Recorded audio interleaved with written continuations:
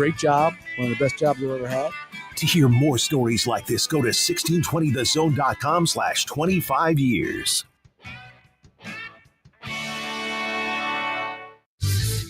Your Omaha area forecast from the Godfather's Pizza Weather Center and KETV News Watch 7. A cool and wet Wednesday ahead. Rain likely through the morning drive with some rumbles of thunder possible. Still lingering showers through most of the afternoon. Highs around 50. I'm meteorologist Sean Everson from KETV News Watch 7. 1620 The Zone. Traffic. From the Pyramid Roofing Time-Saving Traffic Center. Good morning. Hope your Wednesday's off to a great start today. The rain coming down overnight and early into this morning. Slick conditions on the roads and standing water in certain areas. It will be a good idea to give yourself a little bit of extra time and reduce those speeds this morning. Give yourself a little bit of extra distance, and as always, stay safe and wear that seatbelt. As updates come, I'll get those to you. I'm Peter Krenzer.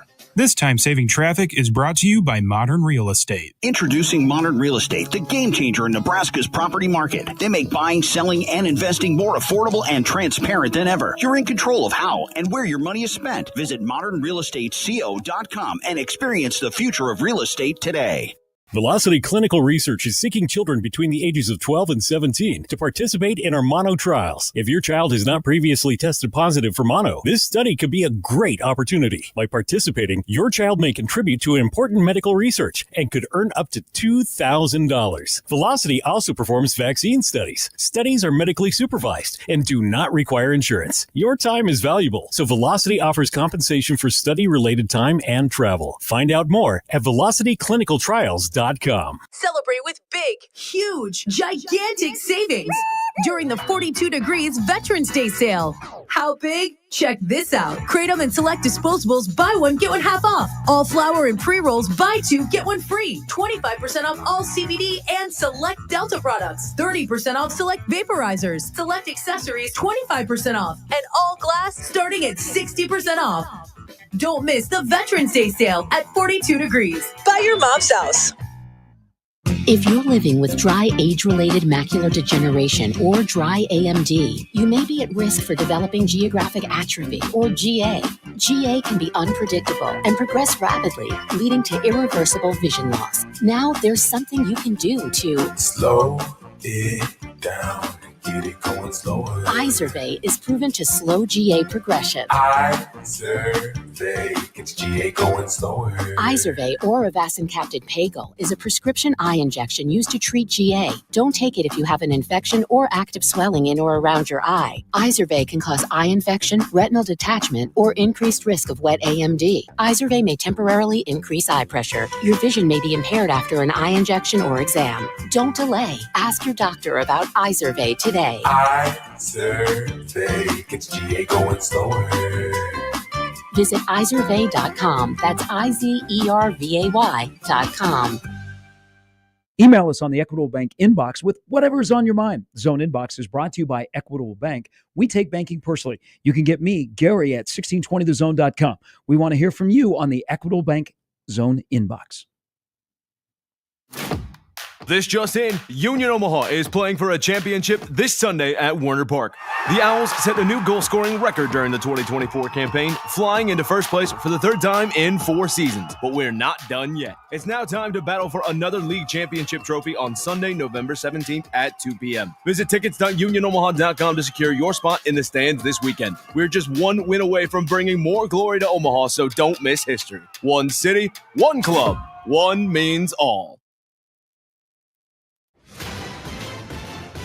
I'm Taylor Bisciotti with NFL Network Now on the Westwood One Radio Network. Cowboys owner Jerry Jones announcing that Dak Prescott will undergo season-ending surgery on the injured hamstring he suffered Week 9 against the Falcons. The Bears fired offensive coordinator Shane Waldron after just 9 games into the season. NFL Network insider Todd Pelissero is reporting passing game coordinator Thomas Brown is taking over as the interim OC. Caleb Williams is the third straight number 1 overall pick quarterback to have a major in-season coaching change during his rookie season. Steelers head coach Mike Tomlin announcing linebacker Alex Highsmith will likely miss 2 to 3 weeks with a low ankle sprain.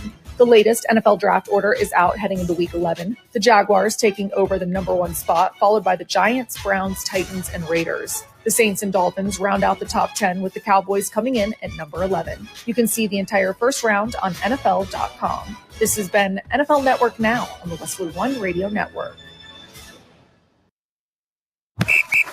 All right, gentlemen, this is Emmett Smith on behalf of Depend, and I've got the perfect play. Run straight to your doctor's office for a life-changing catch. Because when prostate cancer is caught early, it's up to 99% treatable, and one blood test might be all it takes. And now through November, Depend is donating to the Prostate Cancer Foundation for select purchases. Talk about a great play. From September 1st to November 30th, Depend is donating 40 cents to the Prostate Cancer Foundation for Depend Shield Guards Real Fit products purchased in the U.S. up to a maximum of $300,000 void in Mississippi. On the battlefield, there's a saying America's military men and women live by. Never leave a fallen warrior behind, ever. Off the battlefield, Wounded Warrior Project operates with the same goal. Wounded Warrior Project was created to help our men and women returning home with the scars of war, whether those scars are physical or mental. Wounded Warrior Project. We never leave a fallen warrior behind, ever. Learn more about what we do at woundedwarriorproject.org. To be a part of Nebraska medicine Hi, welcome. is to be a part of something extraordinary. Nebraska Medicine, how may I help you? Because these are the doors that open doors. How are you? To growth and opportunity for each other and for our community. That went really well. For those who know that the academic experience, You know what? I agree. the life experience that you get here is beyond what you can get anywhere else. And that's exactly why here is where you belong. Join us at nebraskamed.com/careers. Nebraska Medicine. Together, extraordinary. If fashion is your thing, eBay is it. eBay's where I find all my favorites, from handbags to iconic streetwear, all authenticated. For real. This time, a little Supreme, some Gucci. I even have that vintage Prada on my watch list. That's why eBay's my go-to for all my go-tos. Yeah, eBay, the place for new, pre-loved, vintage, and rare fashion. eBay, things people love. Roofing, siding, and gutters. Make the right call with the rooferys at John Higgins Weather Guard. 1620 The Zone. You know, that's above my pay grade about if Mike is coaching again next year. But, you know, all coaching aside, coaching, you know, Mike can leave and go wherever he wants. But guys, I kind of feel bad for guys like Zach Martin and guys who might be on their last year on their way out, you know, because that's what I wanted to hold the trophy for. You know, you want to win games and do great things with those type of legends who put in more time and work than Mike McCarthy ever did. So those are the kind of guys that I have so much sympathy and hurt for. Live from 50th and Capitol Avenue in the Big O. This is Mornings with Sharp and Handley on 1620 The Zone, 1620thezone.com, and 1620 The Zone TV. Now here's Gary, Nick, and Jimmy.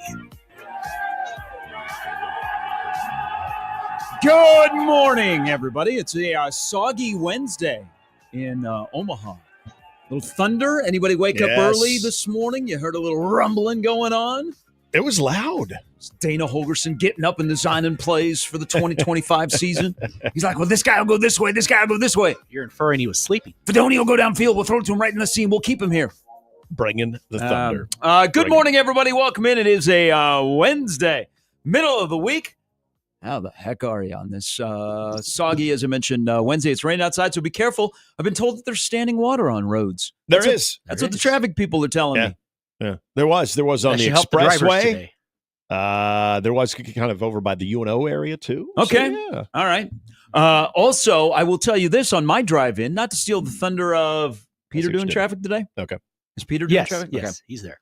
For people that travel Leavenworth between about 58th and 52nd, yeah, good luck today because there are cones everywhere. And I mean, I made it 2 straight days where someone was coming at me straight on because they were in the wrong lane because they couldn't figure it out. Does this have anything to do with the roundabout again? No, nothing about the roundabout. Okay, Leavenworth is a straight shot, but man, they are redoing Leavenworth from the bottom of the ground all the way up, or I mean, it's been under construction for weeks. But now it's kind of dangerous out there because you're changing lanes. They got all these cones, and 2 straight days, someone's been driving like right at me, and I've kind of been aware. So I just give them a little flash, and then they immediately run over a cone trying to get back in the other lane. So you flash and not honk? What do you do both? No, you can't. In the morning, you can't hear a honk. Sure you get the flash. And no, it's you see the flash. Oh, I'd honk. You can't hear a honk. You can't hear a honk. Are you? What are you? What are you jamming I mean, they're to? a good ways away from me. They're probably about 50 yards away. Oh. But You I can probably see they're don't coming. wanna- I can see they're in the wrong lane and they're coming straight at me. I thought you meant they're like. So yeah, a honk isn't going to do I thought anything. they're like engaging on you. No, all no, of a no. sudden. That's If you he's gotta waiting honk. to where he honks, he's in No. trouble. The honk is honk not and swerve. effective. The flicking of the light is more effective than the honk. Well, sometimes when you flick your I think light the at someone, honk is just overrated. I think we honk too much. No, I think we don't honk what the honk was supposed to be about. my wife would tell me I don't honk enough when there's someone in front of us and they're delaying on the a green. Chicago in her? And she's like, "Come on, why don't you honk?" I'm like, "I was about to. Yeah, I had him 2 seconds more, and I was That's going 'cause to." You're a Nebraska guy. You're nice. Okay. That Steven Seagal movie where Yeah. someone honks and the guy gets out and shoots him. That's why I don't. I mean, honk. in a town that has a bunch of bad drivers on a day where it's pouring out and it's dark outside. Good luck to everybody out there. Make sure you have your insurance agent on speed dial. Just think how it is in Iowa. What do you mean it was in Iowa? Well, if it's No, it's treacherous driving this morning here, just think how because those Iowa drivers way worse in Nebraska. Didn't you learn your lesson? People reminded you. Yeah. Even fellow Omahans. No, I feel like there was a lot of people in Omahans that agreed. We have terrible drivers here. We have bad drivers. Why do every time I see a really bad road gaff, they have an Iowa plate? I don't know what you're seeing. It's I don't know what's a Nebraska. I don't know what plate. you're It's just seeing. my world. With That's numbers my in world. front. That is your world. And I guarantee there'll be people that will back me up on this too. I don't think so. Yeah, I think we did this before. We did, and it was overwhelming. No, I got people backing me up. Oh, I think because they felt we did a poll. No, They Brandon, felt- my wife they- is not from Iowa, by the way. they- See, they felt someone's sorry already for saying, you. is your wife from Iowa? Are they saying that Iowans are aggressive? No, he's saying, Brandon saying, Tim is Lester your wife is. from Iowa? My wife is, Gotta and stick she to always sports. gives me grief for not honking.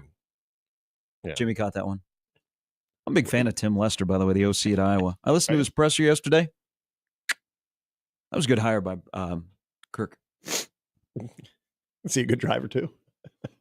I'm not sure.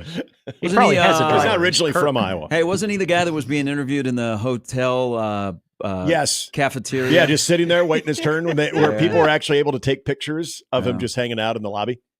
Yeah. Lobby bar, right in the lobby.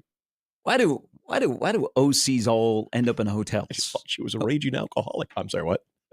Your wife? No. What, you still reading the internet? It just made me think of the hotel lobby from Dumb and Dumber. She must have met 10 o'clock at night. Why would she want to meet you at 10 o'clock at the bar in the morning? I just assumed she was a raging alcoholic. Sorry. Or is an 11 a.m. 10 game. Or a 10 a.m. game if you're in Boulder. That's true. 10 a.m., get a beer. This weekend. Hotel, garage, or shower beer. Rank the 3 beers. Not hotel, airport. Because I'm about to do planes, trains, and automobiles here. Garage is in a couple of- 3. this Airport. weekend. I'm going to go Airport. airport, shower, garage. But Airport. shower beer usually meant football. Airport, garage, shower. Airport trumps everything. I don't even think it's close. But Cheapest I've is now the become shower I've beer. become a big garage beer fan over shower. Shower's great. Shower beer's great, but garage beer, something about doing things in the garage, especially if you're doing chores, clean out, and you have that beer right there, just makes it all better. I think the airport beer like a bunch of solidifies the top spot if it's before like 8 a.m.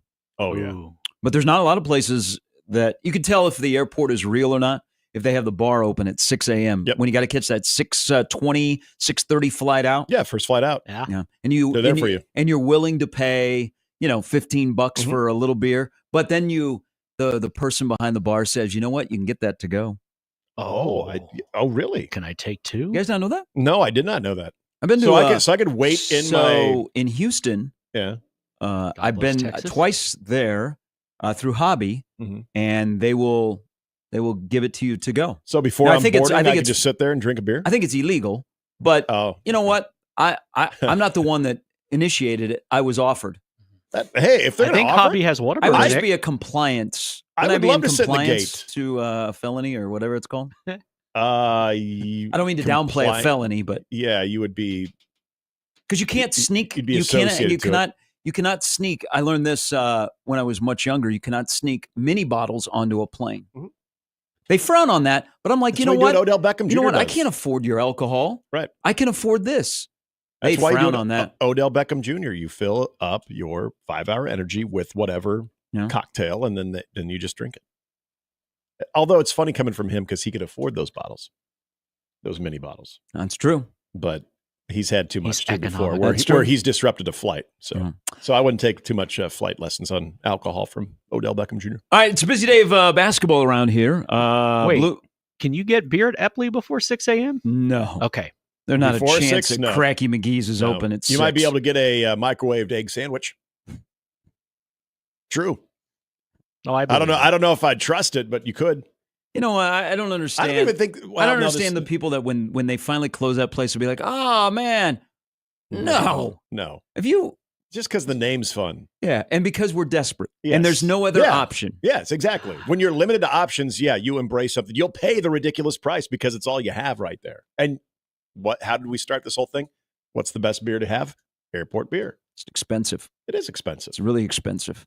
But it usually signifies either a vacation or a road trip you're looking forward to. Well, I'm going to be drinking when I go to Vegas.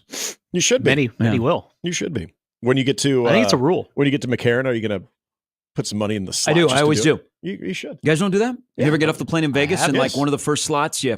I've only been to Vegas twice, and both times, yeah. Because they put it there for you. It'd be rude not to. Yeah, and you're like, okay, let's see how our trip's going to start. Exactly. And you It never know. sets You the might tone. you might see Mark Davis sitting there. Mhm. He's been known to do that. Yep. Sit at the slots of the airport and just. What do you do for a living? While he's waiting to get his hair cut at the airport barber. Because that's the only explanation that there is. All right. It is basketball. Blue and red Nebraska are in action today. Nebraska plays at 7 against Fairleigh Dickinson. And then Creighton plays at 8. Unbelievable. That game is at 8 o'clock. I feel for everybody that's going to the game. On a Wednesday. You know what? Stay home and listen to the game on the radio and sync it up with the television broadcast. Man, you're hurting the attendance. Yeah. You're actively hurting the attendance. They're playing Houston Christian. They're a 35.5-point favorite. Okay? Houston Christian just decided to have Division I athletics, like within the past week. Didn't they just change their name? Weren't they Houston something else? Yeah, but and you know what? They're I Houston don't know. Baptist and you know switched what? It might be religions in the okay portal. for what it was? So I that can't so that game shouldn't be at 8 o'clock. It's ridiculous that they're playing that game at 8 o'clock. But I get it. TV makes the world go round. One day, radio is going to make a comeback in this world, and then radio will dictate what time we have tip. There you go. Because radio is for the people. TV is for not the people. Yeah. Okay? I'm sorry. I know it's been a week and a day, and you missed the text messages and the robocalls. I'm back. That has been nice, by the way. But this will be a good test, okay? So Creighton is a 35.5-point favorite. Nebraska is 25.5-point favorite. But this is for all the J-Sker fans. You can do some pre-scouting because next year Nebraska plays Houston Christian in football. Oh, yeah. So you can check out like what the type of logo. What type of athlete they have? Their athletes might be better in basketball than they are in football. That's what I'm saying.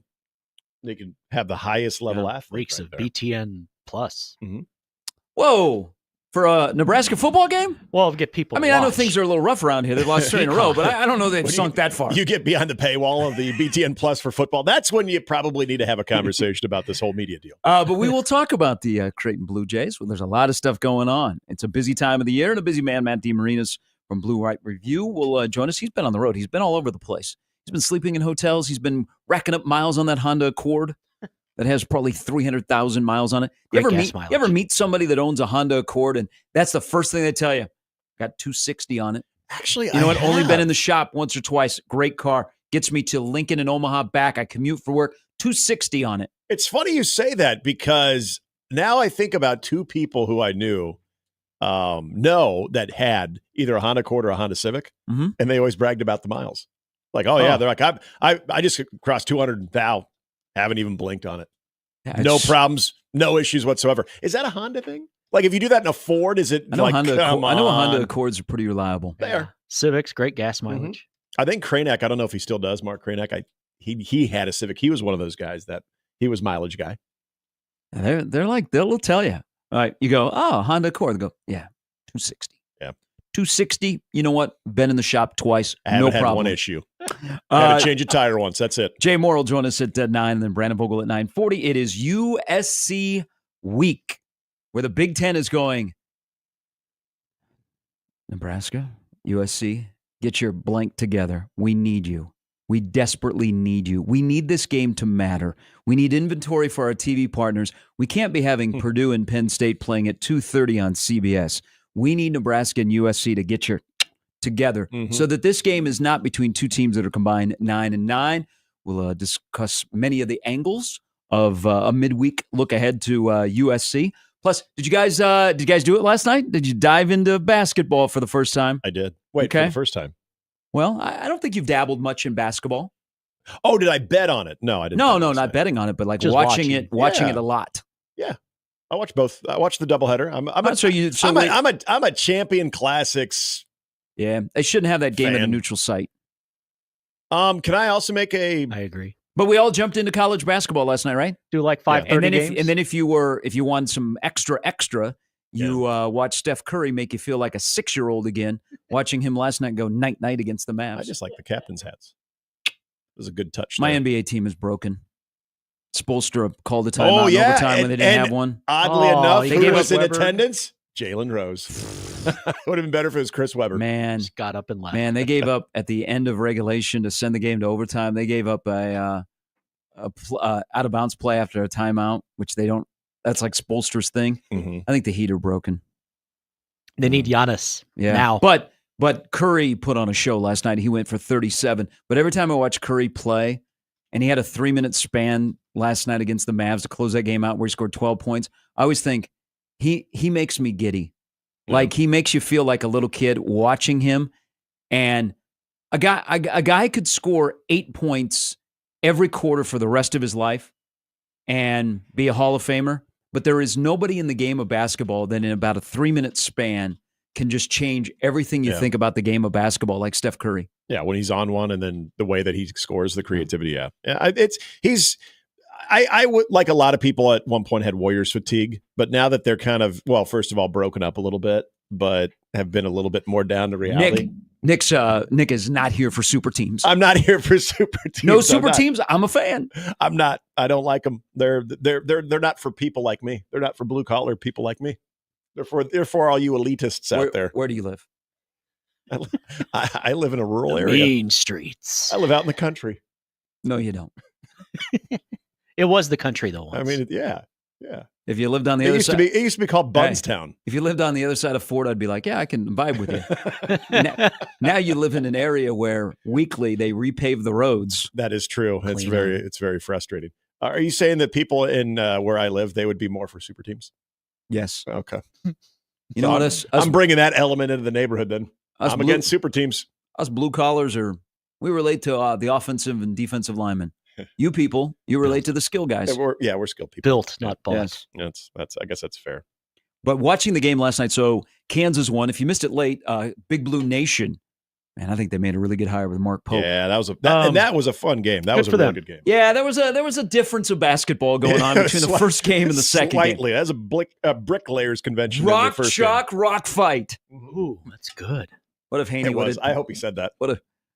And Bell South gets 591. Rock chalk, rock fight. You know what? At the end, all that matters is a W. Take that, Frankie Fiddler, in your athleticism. Try Euroing in America. What do you got for me, baby? That Euro stuff. He kind of made him sound like what though? Kojak there for the Summit League showcase. It went well though. Zeke and Frankie had good games. Yes. That was fun. Second half picked up a lot more. First half was tough to watch. First half was really tough to watch. I think it was the early start. Yeah, it must have been. Yeah, they were all, well, at least one of the teams was on, they were on Central Time Standard. But KU beats Michigan State, and then Kentucky beats Duke. Duke's got a lot of talent, and they're going to win some games just on talent. But man, Cooper. Kentucky has got an AARP team. Yeah. They're like a bunch of old dudes playing on that team. They're going to be good. And that was, again, I think they made a really good point. We're going to talk more about what happened in Atlanta to kind of unofficial start of college basketball season. I got thoughts on Mark Pope, but am I watching the beloved Rock Chalk Jayhawk KU last night? All I can think about is December 4th here in this town when Hunter Dickinson and Ryan Kalkbrenner go against each other. So you know how much angst there is and fired up there is for UConn because of Hurley, because of some of the players for UConn, but it's more on Hurley. I think the KU game on December 4th here between I mean, KU may still be number one. They got a couple of games ahead of them before they come here. They'll still be good. But I think it'll be bigger than anything that has happened in that building.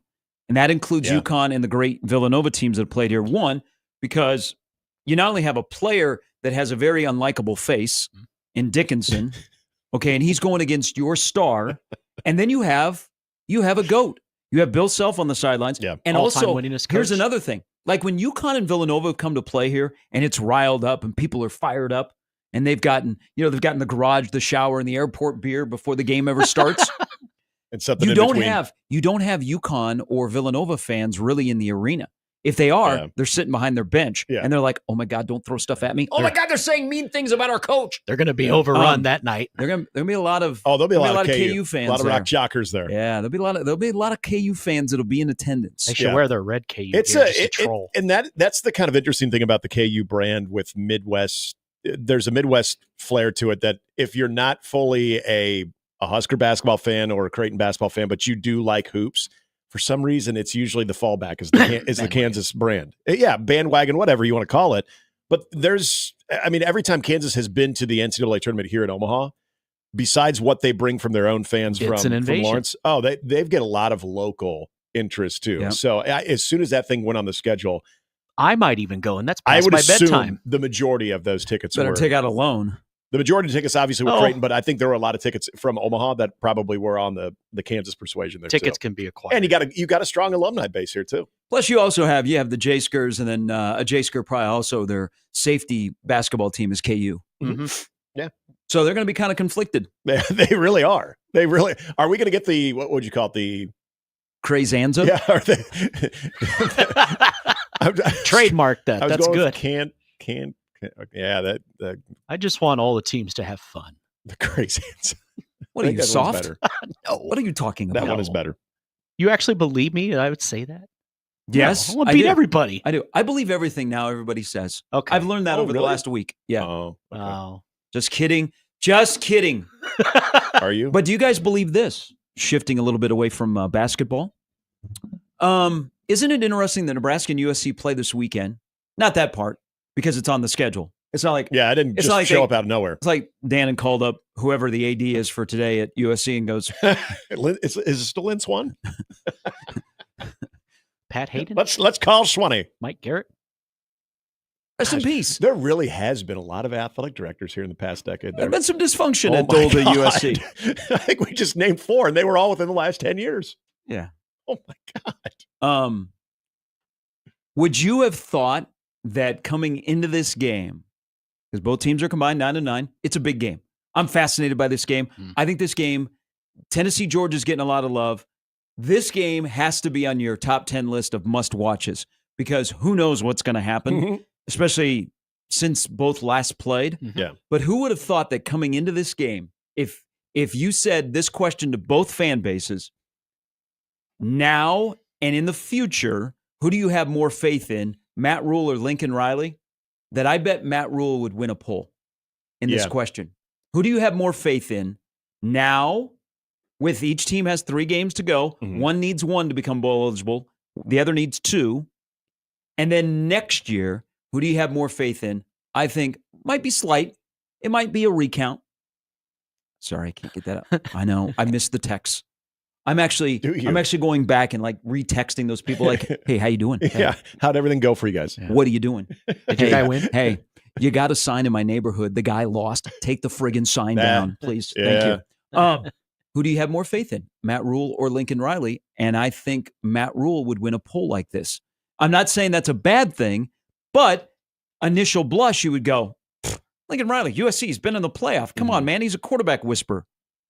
Maybe it says more about USC than anything going on in Lincoln. I think that you just nailed it right there. I think the expectation for USC, and I think what the way that they've been able to recruit, the type of roster they've been able to build, and his time being there a little bit longer, obviously, than Matt Rule, has put him in a little bit more of a pressure cooker there too. I think that expectation and that brand alone, especially from the national standpoint, has put more on it that any type of slip up and any type of underachievement has been much more magnified than Nebraska, and where Matt Rule, yes, is supposed to build this thing up. And I think there's still people both locally and nationally that will believe that, but it's also kind of been Nebraska's thing as of late, where USC hasn't been globally good, but they've been at least going to bowl games. They've been doing so. I think that expectation, that standard, is a little bit higher than what Lincoln Riley has in front of him. So I think you're right. I think a lot of people would agree that it's that when it comes to the trust tree, that they would probably want to put Matt Rule, and they're not as much. Lincoln think Riley. about this for Lincoln Riley.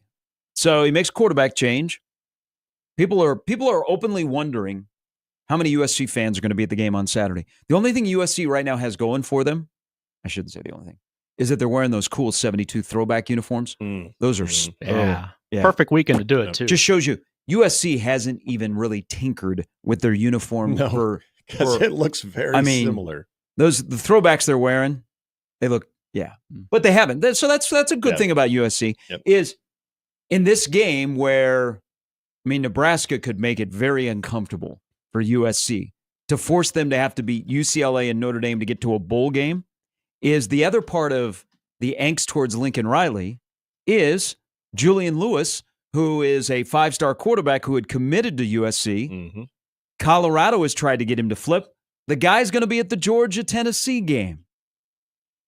It's good. This is an awesome game because you have no idea between the earlobes on the headsets what's going to happen in this game. I think it's totally fascinating. And I will, because I'm starting to listen to some betting podcasts and some USC stuff. Yeah. That line, if you poll people around here, they will say, that line feels right. If you poll USC people, they're like, I don't know. That seems like a lot of points for USC. Quite the dynamic of what's going to happen on Saturday at 3:00. And because it's a huge deal, then the probation that they were put on as well, the $50,000 fine, can't count their analysts on the field. Joke. Go away, NCAA. I know. Hey, this is what they're really good at, though. Keep the video game. They're real good at that. Give us the NCAA tournaments. Other than that, go away. These are the things that they do such a good job of. Lincoln Riley can't count. Yeah, and that's all it is. Do you think they'll be called for too many men on the field penalty on Saturday? That would be great. Do you think his athletic director grabbed him by the arm and marched him up to the press conference and said, hey, by the way, he's got a statement about something that he did? Do you think he wishes he would have hired Dana Holgerson? No, Lincoln Riley. I think he's too proud for that. He knows more offense than Dana Holgerson ever knew in Lincoln Riley's head there. Isn't Holgo? Yes, there you go. Doesn't he have a little play sheet? Yes, Holgo is a little play. Well, like Mike Leach. Yeah, so Lincoln Riley's a little play sheet. Yeah. Oh yeah. If you're a Mike Leach guy, you have a little play sheet. This is a little play sheet game. Hey, there's your trophy for people watching on TV. The little play sheet. Yep. It's the cue card. Going back to my days at Urbandale, let's run 24 power. Yep. 22 ISO. Yeah. 22 dive. We were very simple. In high school because then you were like, okay, what running back is the 2? He's going to run it. And he's going to go through the 4 hole. Yeah. We never have to. Yeah. I always got excited. I always got excited about the teens. They're like, all right, 18 counter. I'm like, that means I carry the ball because I was the one back. Whole question was football better back then when it was simpler? What was Nebraska football better when they were simpler? When they had a cue card. Do simple better. Hey, what a great thing in life. Do simple better. What a great thing for Nebraska football and Nebraska men's basketball. Do simple better. Yep. Stop running 12 personnel in motion when you can run 11 personnel out of a spread. Ha! Or Nebraska men's basketball. Don't try and dribble into 3 defenders. You know what? Dribble around them. Do simple better. What does Rob Childress always say? Master the vanilla? Yeah. Master the vanilla. Yeah. People don't like the chocolate. They like the vanilla. The vanilla. But once you mix the chocolate and the vanilla. Have you ever had like homemade vanilla? It's a banger. It's so good. I like vanilla. It's so good. I like vanilla. I do too. Chocolate's too dark and deep for me. When I get a Blizzard and they say, do you want chocolate or vanilla? Why is that even a question? Yeah. Of course I want the vanilla. You know what? Do the swirl. No swirl. I love the no swirl. swirl. No sprinkles. No sprinkles. Just give me the vanilla. Okay? Yep. Sprinkles or lettuce. We try and swirl and sprinkle and we try really these good vanilla. hodgepodges. Let's just keep it simple, America. Yeah, give me good vanilla. All right. Run out of 11 personnel, not 12 personnel, where you motion a guy into the backfield and he brings a defender with him. Then all of a sudden you can't win one-on-one battles because your left tackle, who is like, oh my God, is now blocking 3 guys. It's simple. I do it on the video game. How come you can't do it and you make 1.4? He's not wrong. I do it too. All right. You have the lineup brought to you by the referees at John Higgins Weather Guard. Rock, chalk, rock, fight. You didn't even do that on purpose, but it rolled right out. I was, wow, you're going to close this segment out with Haney. Matt DeMarinis, Jay Moore, Brandon Vogel. Guy's going to hate me. This will get back to him. It'll be so out of context. No, we're getting him on before. The guys in Omaha are making fun of you. Before Nebraska, Creighton, have him come in. Before Creighton, Kansas, we're having him on. I can have him come in studio. Bring breakfast. We have dueling Haneys. I'm going to walk by him when he's doing the game and I go, Rock, Chuck, Jayhawk, KU. Like Gary. Hunter Dickinson, finally they got a team that is built around him. How about that AJ Storin? Let's talk about Bill Self. You know what? I would give up my second, third, and fourth kid to have Bill get his third title and hair replacement. Brought to you by C's Candies. And Dylan's. Jimmy, I thought they were Russell Stover. They're Russell Stover. Yeah. So they're not on the scoreboard anymore. Oh, they're not? They're not? No, because they got a brand new scoreboard. Oh. Yeah, you got to go to a game this year. Yeah. We'll see it. Okay. So right. Russell Stover used to be a sponsor. Yes. It was so random on the when scoreboard. they put it in. Yeah. There was always FNBO and then Russell Stover. And yet I never saw the candy in the building, and I would know. Rock Chalk Jayhawk fans will be having a get-together at the Hilton Garden Inn coming up on the 4th of December. I'll be there. Also, Perry Ellis will be there. And you know what? Nick Baum will be there. Drew Kirk Henrich, Rafe LaFrance, and Nick Collison. Let's go, Nebraska and Iowa Hawkers. Naming random KU players again. And those aren't random. Let's beak it up. And you know what? I'll be bringing some Boulevard. Or you know what?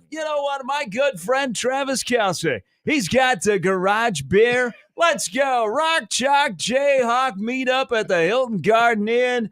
Bring your beakers and let's do it. We can't have him on now because everyone's going to just, including myself. I'll tell you the real story of the day that Lance Leipold and Trev Alberts met at a Denny's in Lawrence. Rock Chalk, rock fight. Who matters? We beat you, Izzo. Big Ten, take that. Who's got more titles of late than Tom Izzo? Because of him, anytime I talk to him. Don't worry, Big Ten. We'll take your players. Who wouldn't want to play at Fog Allen Fieldhouse? That's right, AJ Store. Where would you rather play, Fog Allen Fieldhouse or Welsh Ryan Arena? Mornings with Sharp and Handley and Jimmy, 1620 The Zone.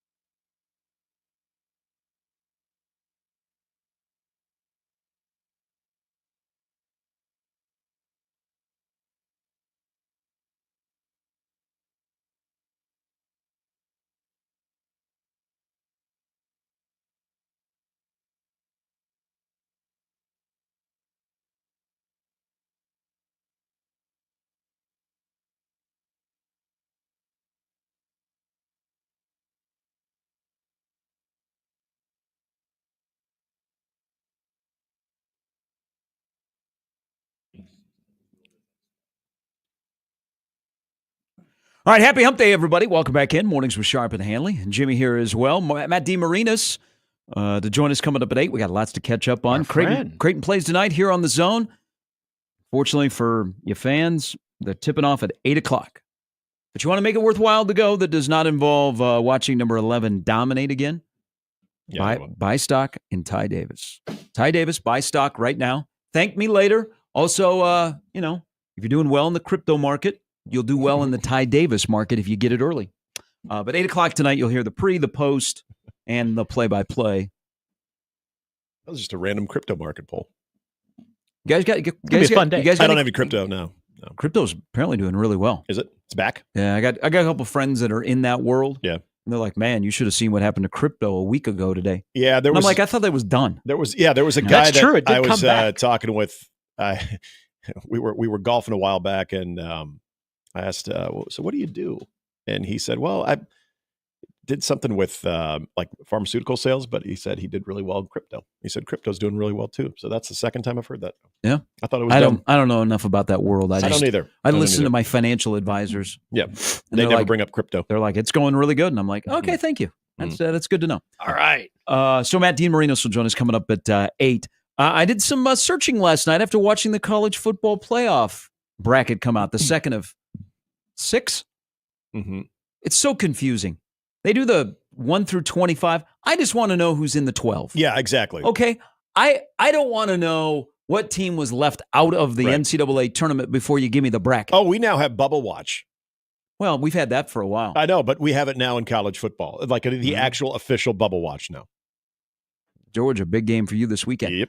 But what I did, first of all, to all of our friends from the South, because you better pack your cold weather gear because you're going to be going to Bloomington. Mm-hmm. You're going to be going to Columbus. Mm-hmm.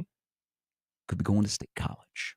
That is one of the great things about the playoff is that the first round outside of the top 4 is on campus. Yeah. And we could be having stadiums that have to be winterized, that you have to do something with the water in the bathrooms so people can enjoy your football. We live in a world where Indiana could be hosting a playoff game. And so this is what I did last night because I was just curious. Extended forecast? Not the extended forecast. You cannot get a hotel room in Bloomington for that weekend. Oh, really? Yep. Already booked. Mm-hmm. So good on the IU fans thinking ahead. Yep. I'm trying to think what would be the nearest. Well, Indianapolis. I mean, that's a quick drive. Yeah, but, Indianapolis is well, like inside an hour. I want to be in the heart of where the playoff is. Yeah. So maybe like Alabama, who would be slated to go to Bloomington. Can you imagine that? Can we get an Arctic blast? People would complain so much going to Indiana that they would try and force something different in the playoff. Force it to Indianapolis to the I think dome? it's great. I think that's one of the advantages of. Yep. That's why, like the 1 through 4. I love Ole Miss go to Penn State right now if it all stood. Yeah, the 1 through 4 though, you're like, you mean we played all year to get the number 1 seed and we don't get a home game? We got to play a neutral site game that might not be close to our campus. Or at least, our fans are going to have to travel a little bit. Yeah, think of Autzen Stadium hosting a playoff game. Or even Texas hosting one in Austin, which would be fantastic. But the fact that it could be a Big Ten country, I don't know if people know this or not, but the Big Ten has 4 of the top 5 teams, just for our friends that are listening in the South this morning. But Alabama have to go to Indiana. Alabama would probably have to stay, like in Indianapolis. Mm-hmm. They'd have to commute. Get that polar vortex. Ooh, Shorts Friday. All right. But it's the whole rollout. It's kind of complicated. It's clunky because they start doing the top 25, and then you understand that they don't rank the 25 all at once. They do portions of it. It's just give me the first team out. Give me the 12, and let's just move on. Well, okay, last night, didn't they skip? Okay, so they gave you the top 25 through 15, and then they gave you, 14, 13 are going to be first out, but they immediately went to the bracket, and then after the bracket, then they gave you the next 2 teams that just missed out, as opposed to 2 teams that are just on the outside. Then we reveal the bracket. I swear they did not go to the first team out, second team out until after the bracket was revealed. Yeah, because they went through, here's the number 8 team, and then they placed them in the bracket. Yeah. They might, like for example, like BYU. Mm-hmm. BYU, this is whatever BYU is ranked. And they go, they're the number 3 team. Yeah, 6th, I think. I'm like, come on. But just to have middle of December, snow in Bloomington, snow in State College, snow in Columbus, and there is teams from the South playing there, and they are shivering on the sidelines. We've got a nor'easter making its way out. And you got Signetti is walking around in a sleeveless shirt. Yeah. He's like, welcome to Indiana. Wearing his Signetti shirt. That's where I might do some conference rooting. Oh, totally. Absolutely. Like even the scene would, so all of these are all unique because Ohio State and Penn State, those are college football cathedrals. They're huge. You know the kind of support you're going to get. But a place like Indiana that's just getting used to hosting games of significance, and then in that first year, remember it was a big deal when they sold out for Nebraska, and everyone was wondering. We were talking to people, even people that cover Indiana, that said their whole question was how early would they get to the games and how long would they stay? Even if it was a close game, how long would they stay? Because they're not used to this. Now you're in a position where you most likely, because I think that's the other thing, a big takeaway from last night was where they elevated in their ranking.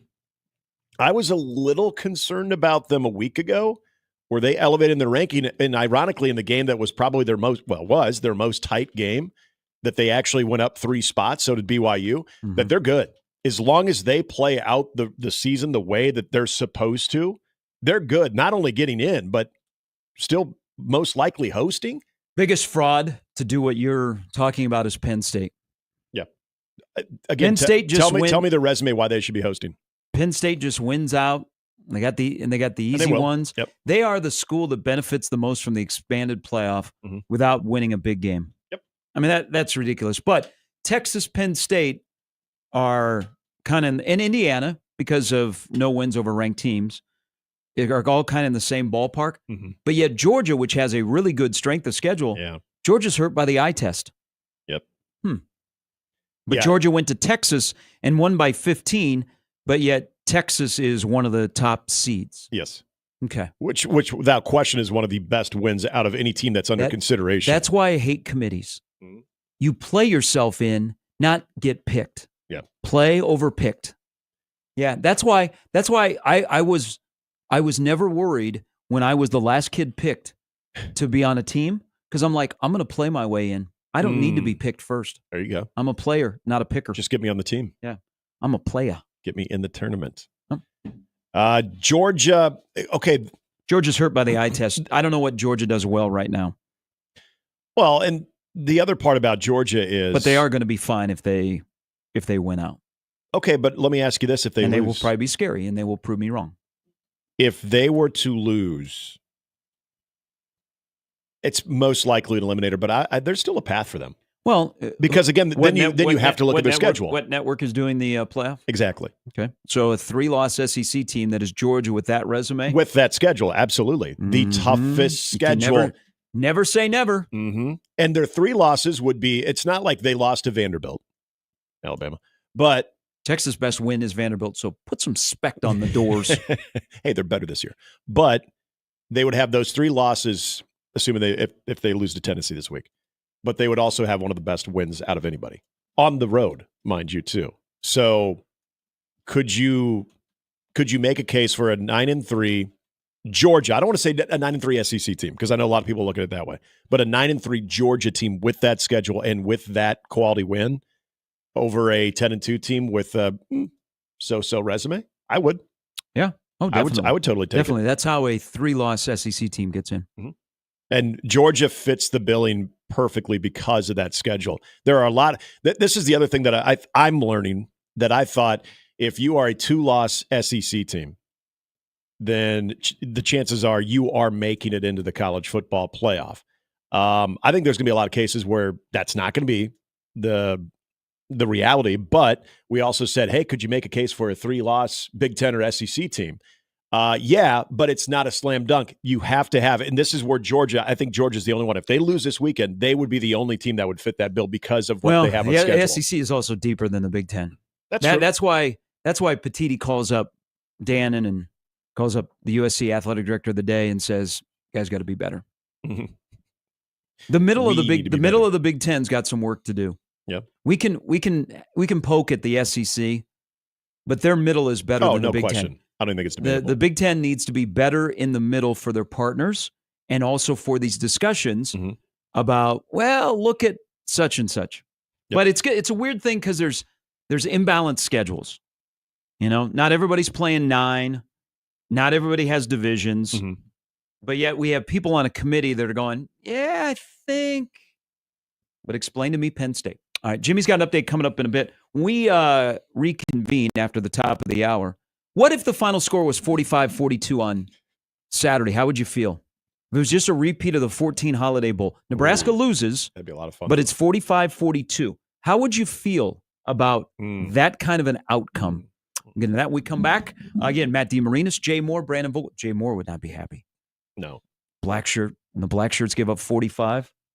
Boy, backup quarterback. Phil Snow's going to be busy on Monday morning. That happens. All right, it's Mornings with Sharp and Handley on 1620 The Zone.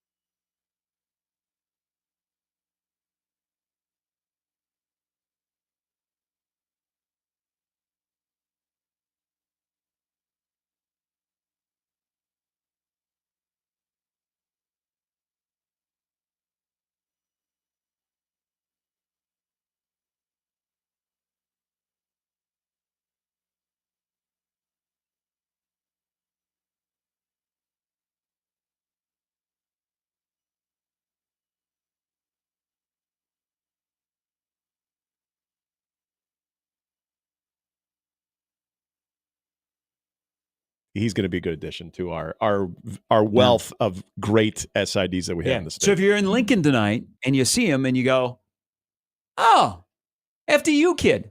Now he's Omaha Maverick kid. Yep. I guess he's been traveling with them since they've been here. Like he's hanging out with them. Okay. Like he loves FDU basketball. Yeah. I told him you need to have that same passion for Mav basketball. He told me if we wanted to get the coach on, then he would be able to hook that up. Yeah, if they shock the world, maybe. Yeah, exactly. It's not the same coach that was there. Right. Yeah. Okay. But you'll get Creighton basketball tonight. We're back on the Streams back. Streams back. Hey, guys. We also have an addition to the Rock Chalk Jayhawk meetup at the Hilton Garden Inn coming up on December 4th before your Jayhawks walk across the street and they pluck those pesky Blue Jays Perry Ellis is going to be there. Just love the He played for Larry Brown. Mario Chalmers is going to stop by. I think we can get some Morning Star. Can we get a J.R. Giddens? But we've got all the local guys. We got Kirk Henrich. We got Nick Collison. We got Rafe LaFrance. And you know what? We're going to go even deeper because we want the Omaha Beakers to have a great time. Cedric Hunter's going to come up from Kansas City. He might even travel with the team. And then Rock Chalk Omaha Beakers, TJ Pugh's going to be in the house. Thank you. December 4th, it's a meetup in the lobby at the Hilton Garden Inn. Rock Chalk Jayhawk KU. Hey, we're 3-0. Hope you saw it last night. Hunter Dickinson, 28-12. Michigan State, how about hitting a 3? Izzo, 30th year. You're no Bill Self. But we'll see you on December 4th for the Rock Chalk Jayhawk meetup in the lobby of the Hilton Garden Inn with all your favorite former Jayhawks, including Naismith and Fog Allen. All right. Their urn will be present.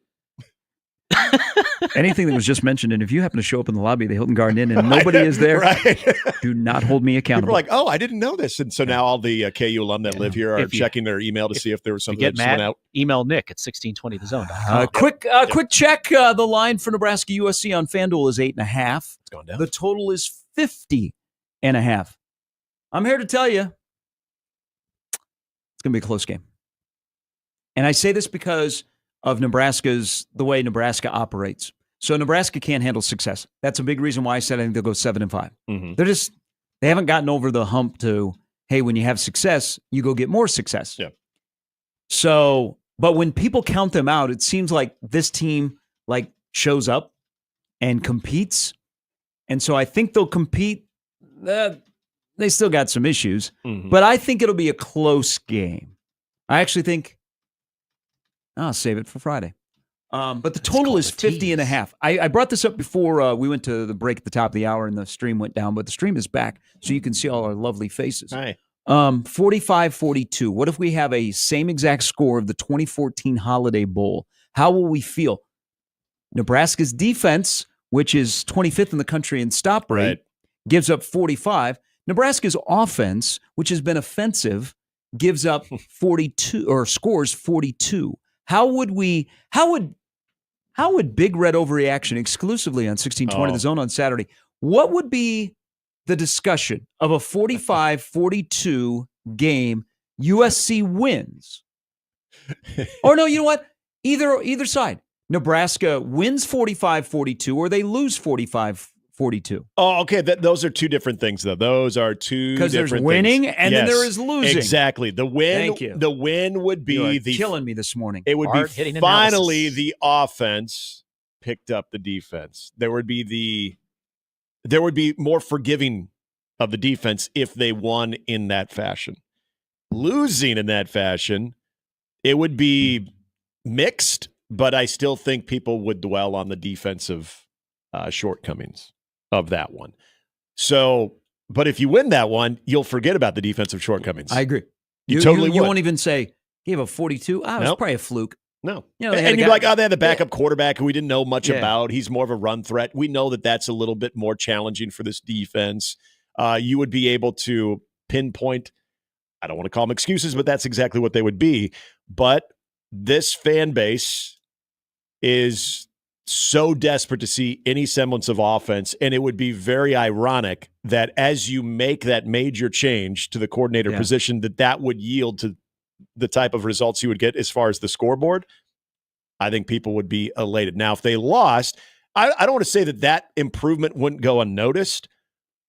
You know how this would go, though, Gary. It would be, what the hell's wrong with the defense? The offense finally showed up, but the one thing we felt we could rely on didn't. Should have won that game. Offense, they score 42 points. That should be more than enough to win a game, especially with this defense. What the hell are we doing?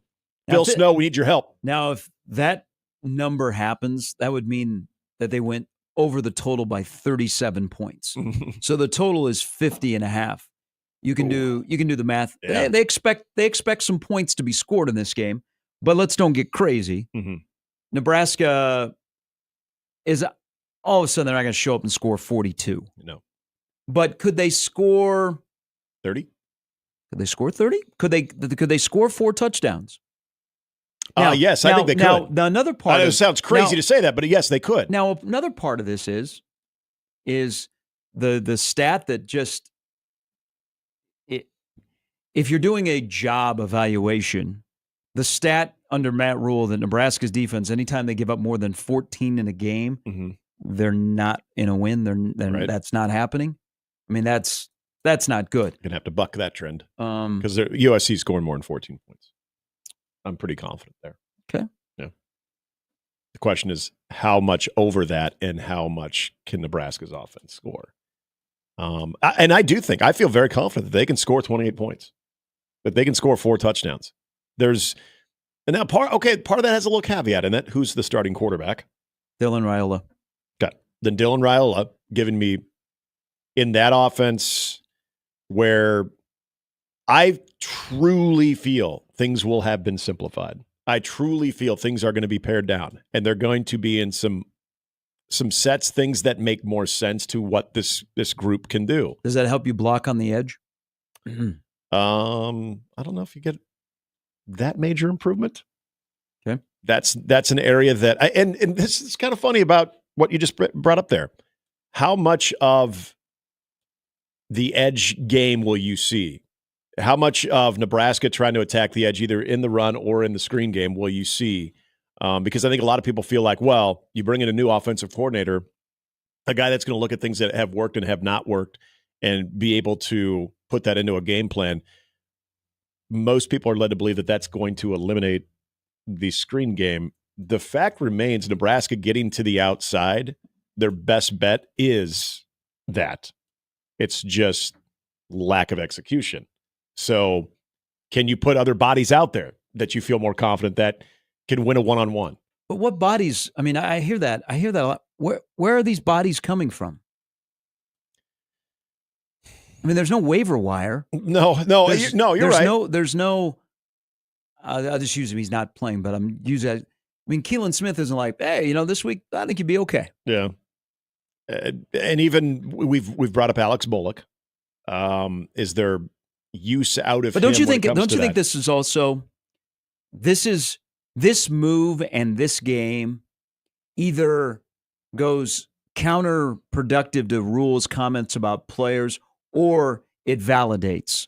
Because if all of a sudden guys that couldn't do the simple task of a want to all of a sudden pride, all of a sudden they are, I think it also says, back to my whole thing after the UCLA game about the trust tree. Mm-hmm. I mean, this game is kind of all right, this is the final either validating a thought or about your former OC. Because if you went on a tirade, and Matt Rule was absolutely right, after the UCLA game, players got to play. Mm-hmm. Players got to execute. They got to do their job. Okay, if we ask the guys in the helmets or the headsets to do their job, we're also asking the players, you got to do your job. It's all got to come together. The margin of error is so small for Nebraska. But if all of a sudden a tweak where I'm with you, I think one of the things they do will simplify a lot of things to make it not as much clutter in the brain. Yeah. I think, who wrote the song? Clutter in the Membrane. Just kidding. Tried. I tried. That band was here at the Omaha Symphony. They were. Yeah. And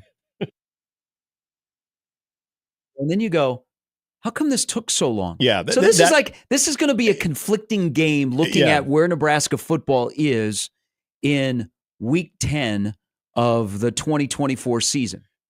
But I would still say, okay, if that plays out, and if it plays out to the tune of a victory where the offense is more efficient, and I'm fixated on this, Gary. I don't know if the players will be simplified.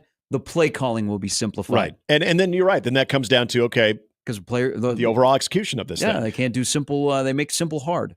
But I'm also make simple easy. I'm fixated on simple better.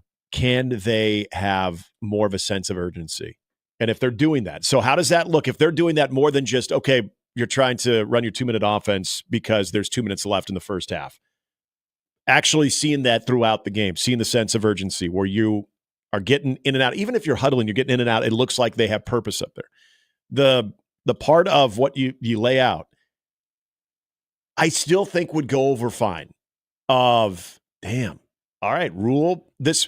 I think it looks like less of a panic move then, because I think people would say, how many coaches would just ride this out for the rest of the season, knowing, okay, we're going to make the switch, but we're going to play out the remaining 3 games.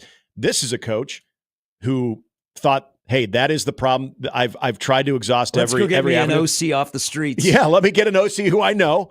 We got him on board, and look what we're able to do.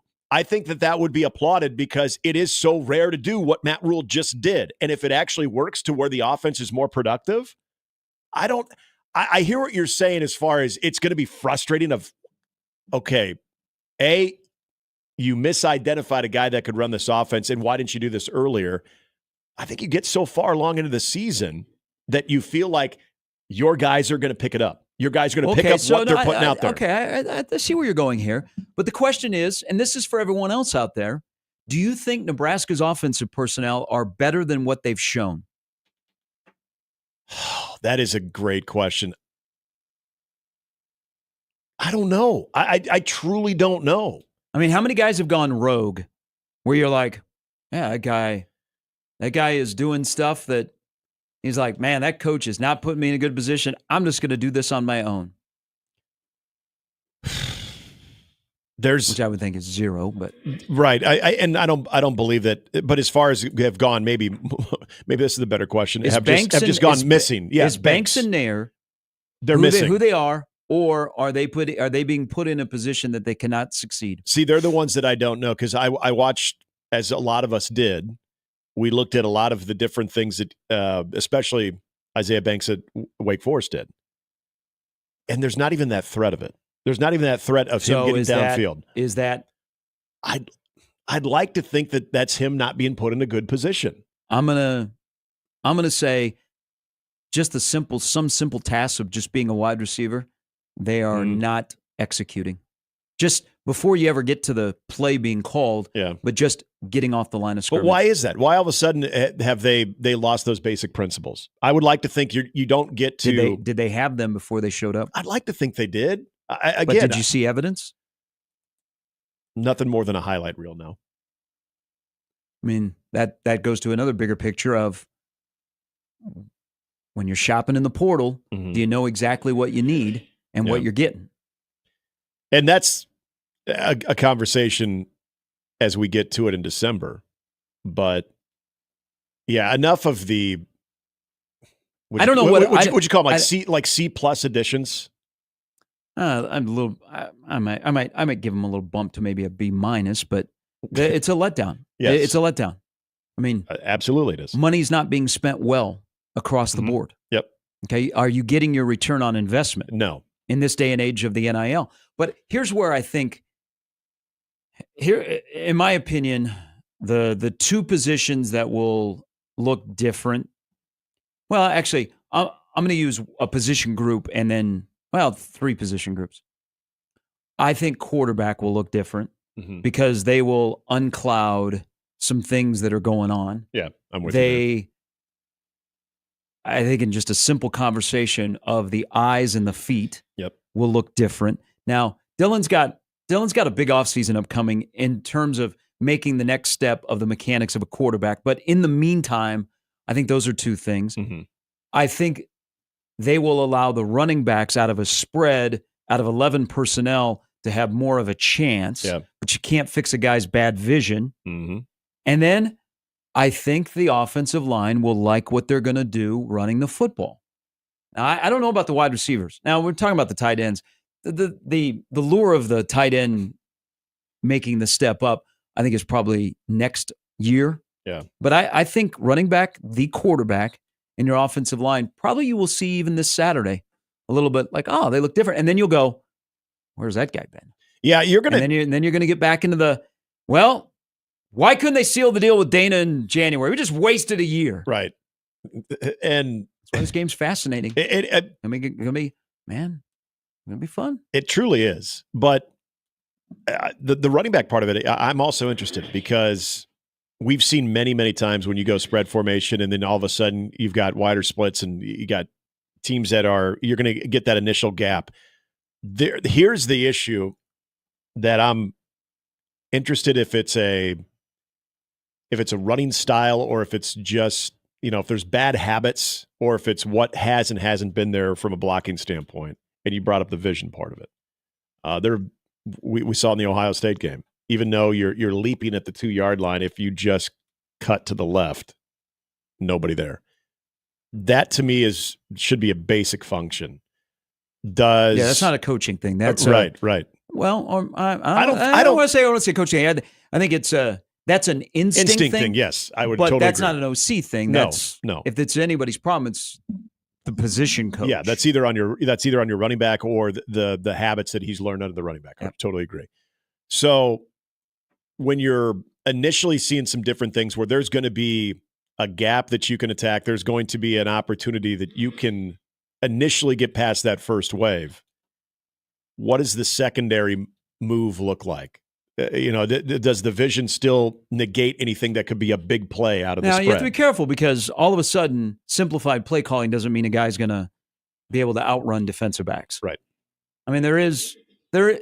Oh, I'm not expecting you can put guys in a good position or anything like that, but you can't change the kind of player that they are. Yeah, it's not like all of a sudden in this offense they become faster. Hey, I can down screen for you to get you an open look, but I can't make you make the shot. Right. I can put you in a position to be successful, but then you have to do your job. But isn't that all this offense needs? I don't think any of us are clamoring, they need the 45, 50-yard explosive play. Needs, and this is where they're going to fix it.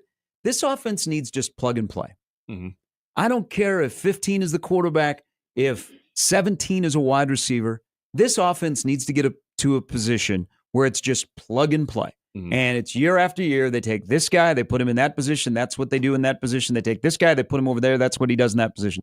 They need a plug and play offense that is not built around personalities. Yeah.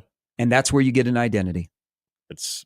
I think that's spot on. I think that any type, and this goes back to the original question of, can this offense put up 4 touchdowns this weekend?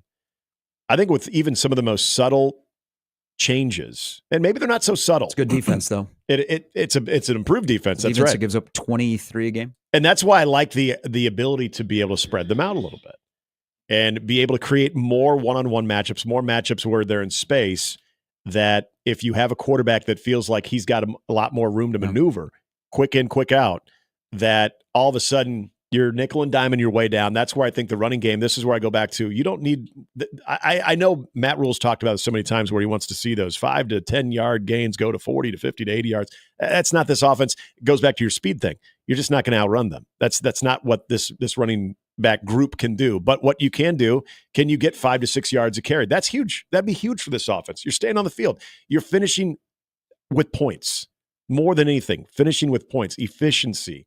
That's where I so badly want to see a sense of urgency. And that doesn't necessarily even mean tempo. I know sometimes people will confuse when you say sense of urgency. An offense with a sense of urgency means tempo. No, that you can huddle, you can get in and out, but as long as you're pushing it and pushing it and pushing it, which I think this offense is capable. In fact, I think at their best, when they're at their best, they're doing that. I'll be curious to see if they huddle much. I am too, because it's something that's been such a big part of their offense that in 2 weeks, can you change? Because they can function without huddling. We know they can. Mm-hmm. Can you function for an entire half as opposed to an entire series? We're going to use a fullback. We're going to huddle. Oh, got people excited. Well, don't overlook the fact that Nebraska had a fullback who they would utilize periodically, and when Liebentritt was healthy, he would make an impact. Yep. So he hasn't been with you for a bit. Now you're bringing in a defensive. You're bringing in a defensive lineman to do that. All right, Matt DeMarinis coming top of the hour. We'll talk some Creighton athletics, men's basketball tonight, women's basketball. Play K-State tomorrow, Jimmy. Which one? Women's basketball, Creighton. Oh, I thought you'd give a jab at the people from Manhattan. No, not at all. Got a lot of friends with that program. Whoa. Very nice people. Whoa. Didn't expect that. Whoa. Oh, yeah. Thought we were going to talk about a trash program. No. Wow. No. So when Coach they had Mitty has a great when program. they had the fight at Allen Fieldhouse between KU and K-State, you were like, get off of him. Get off of him. I didn't work for men's basketball. I wasn't there. I was at a bar in Austin that I've night. noticed you're a lot more pro football than you are men's basketball. You pro just pro figured that Yeah, I noticed. I feel like you're almost kind of you don't really like men's basketball. No, that's not true at Oh, all. okay. I just don't get worked up. It's a long season. Okay. All right. They won last night. They're going to win a lot of games. Some people preferred Mangino over Self. I don't know where they're at. I may have found one today.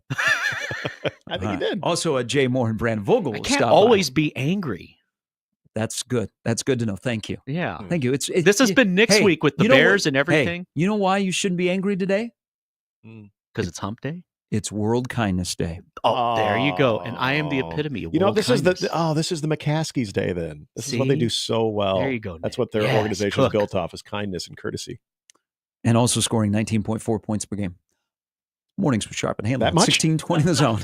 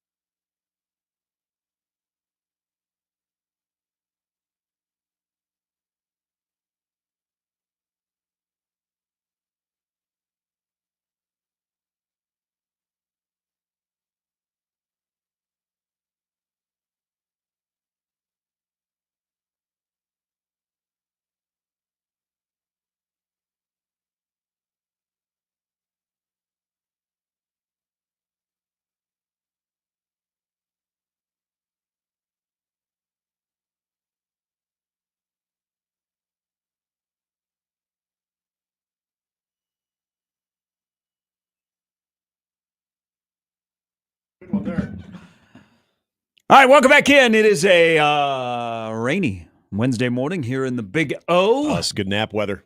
Stay in bed, listen to us. Yeah. Don't drive because it's dangerous. Good morning. I'm just speaking for everybody. We said that. Jesus, Jimmy. World Kindness Day. I know, and I tried. I tried. Don't go outside. You might slip on your porch. Oh, Your newspaper might be wet. They say the streets are the most slick in the first half hour of a rainstorm. I think we're good. And we have It's leaves been raining on all top night. of them. Should be fine. All right, so good luck out there. Yeah. Boy, it's going to be a treacherous day for everybody. It's a in Omaha. jungle out there. Anyone driving Dodge knows. There is a triple header of MAC action tonight if you're looking for something to do. But Tony White speaks tonight. Yes, he does. Mm-hmm. Andrew said if it's 45-42, he might start calling Tony White Bo Pelini 2.0. Ooh. Mobile quarterback. 03 all over again. Don't overlook the fact that there would be some excitement though, even if they lost 45-42, because you'd be like, damn, the offense put up 42 points. Wisconsin's coming to town. Because isn't it?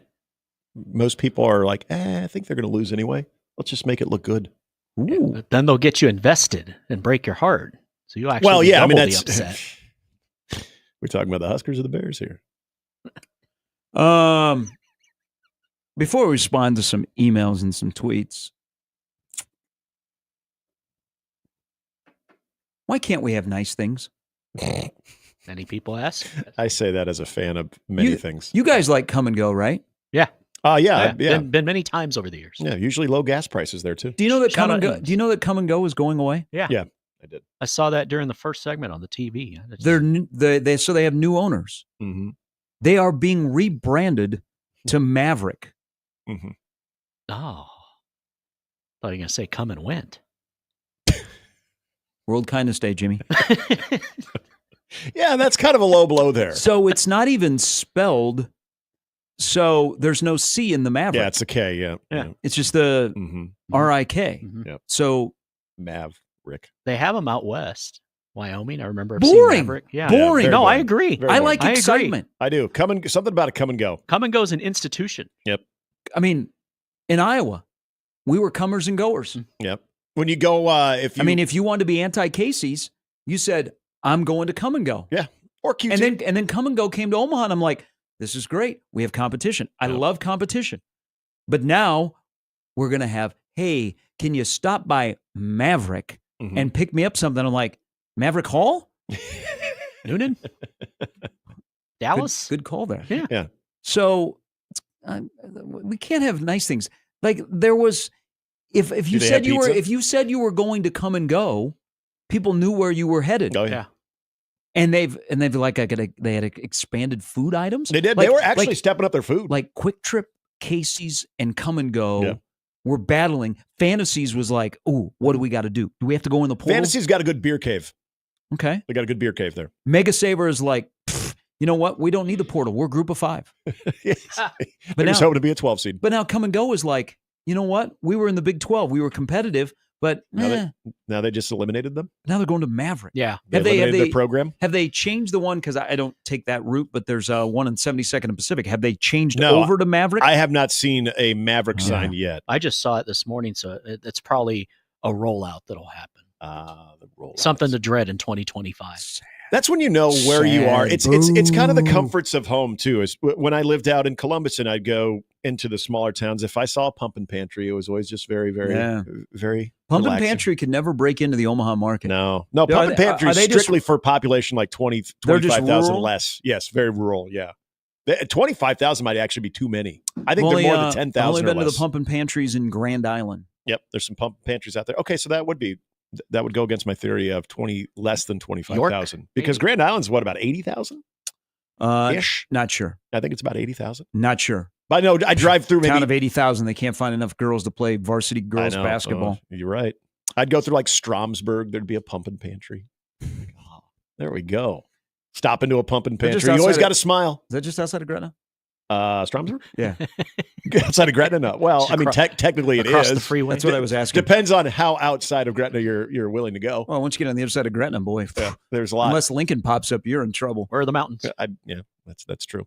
Zach writes into the Equitable Bank inbox where they take banking personally, and they answer. Oh, there's a pump and pantry ring. in Gretna. Where? According to Bergen Nation. Where? I don't know. Just said there's one in Gretna. I'm assuming he would knows that what he's be talking would about. that be rural Gretna? It might be. Yeah, it might be more of the underdeveloped Gretna area. Hey, they are developing 370. Hello. Here it is. Yeah. 14, Outland 341, Malls. Nebraska, oh, yeah, 31. right by the outlets. Yeah, there is a pump and pantry yes. right there by the McDonald's. That is a pump and pantry. I thought it was like an Amoco or something. No, it's a pump and pantry. No, it is pump and pantry. It's true. All right, so they're creeping closer. Yeah. Ooh, we might get one. Like Bennington. Like competition. Bring a pump and pantry to Bennington. Rest in peace, come and go. Zach, no, you guys can't do that because then look, you'll bring some riffraff. No, we live in the country. What do you stick to Blair? You already have like a couple of like random gas stations like on the outskirts. Yeah. Like by the high school. Mm-hmm. Yeah, you guys don't, Bennington, you don't want the riffraff. You're like, why do you think you like send that to South O? You think Pump and Pantry's I going to live bring in in the South riffraff? O. Pump and Pantry brings in good vibes and smiles. No, you know what happens? You bring a pump and pantry in, people linger outside. You know what they do when they You linger? you get loitering? They smoke. You know what they do with their cigarettes? Throw the butts on the ground. But with the rain, it's okay. Read this email from Jack. Let's go smoke. Let's go smoke at Pump and Pantry. And they're like, damn, those are our employees. It's Friday. Zach says Holgerson could make a difference with minor play calling changes. Even if he does, is stop getting the ball to Fedoni laterally behind the line of scrimmage and instead start getting Fedoni the ball downfield vertically, attacking the middle of the field.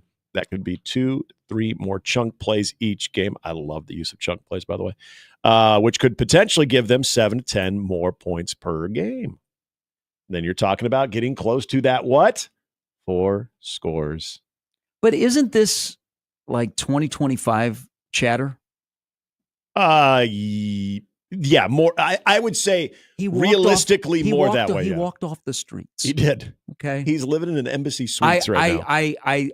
I am very intrigued about adapting the style to the personnel in 2025 and a whole offseason to implement things with a roster that could have some moving parts and you go and get what you need.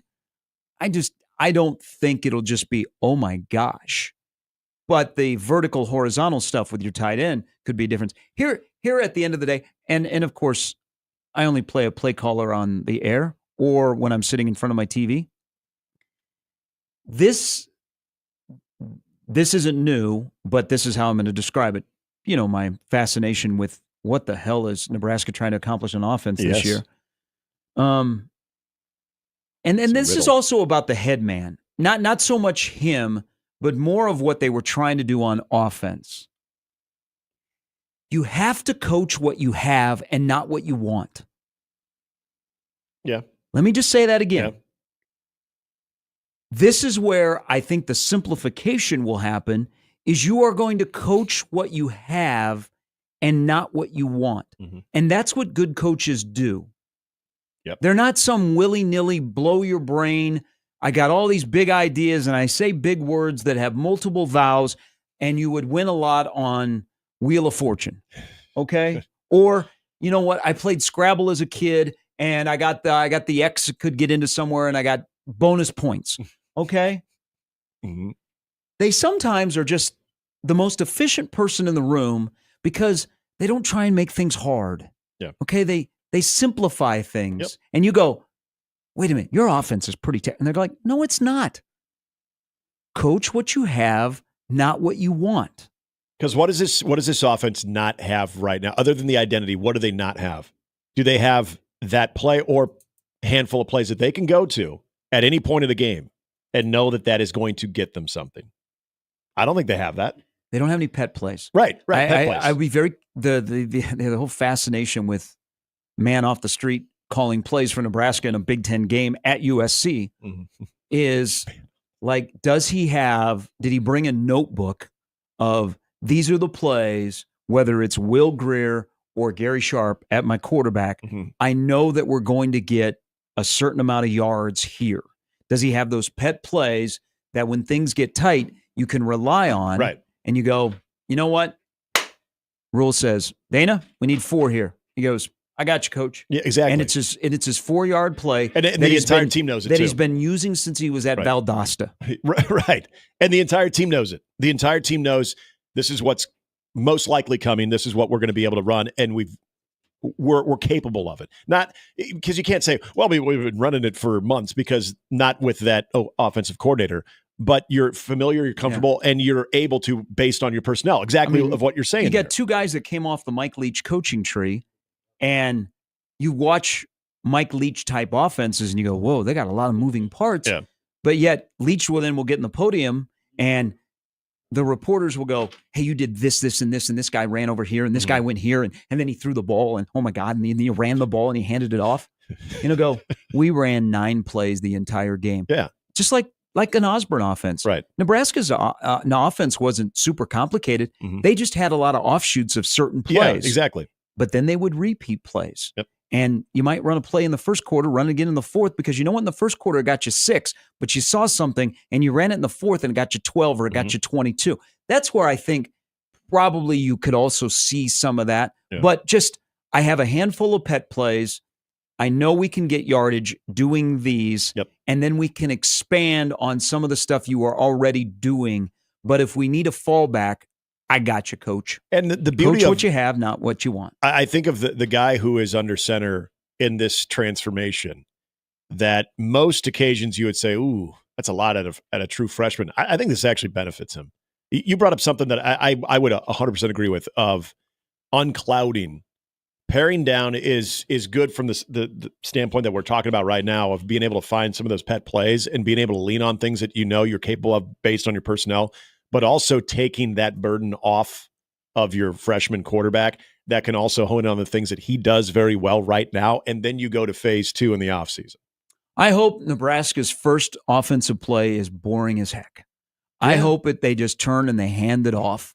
It's just simple. Quarterback handoff run game. Mm-hmm. I hope the second play is like that as well. Mm-hmm. But you're moving forward. I hope. You're gaining yards. If not, players aren't executing. Yeah. Holgerson's calling a great game. Players aren't executing. Mm-hmm. At least for now. Matt DeMarinis, Jay Moore, Brandon Vogel, all still to join us on this Wednesday morning edition of Mornings with Sharp and Handley on 1620 The Zone.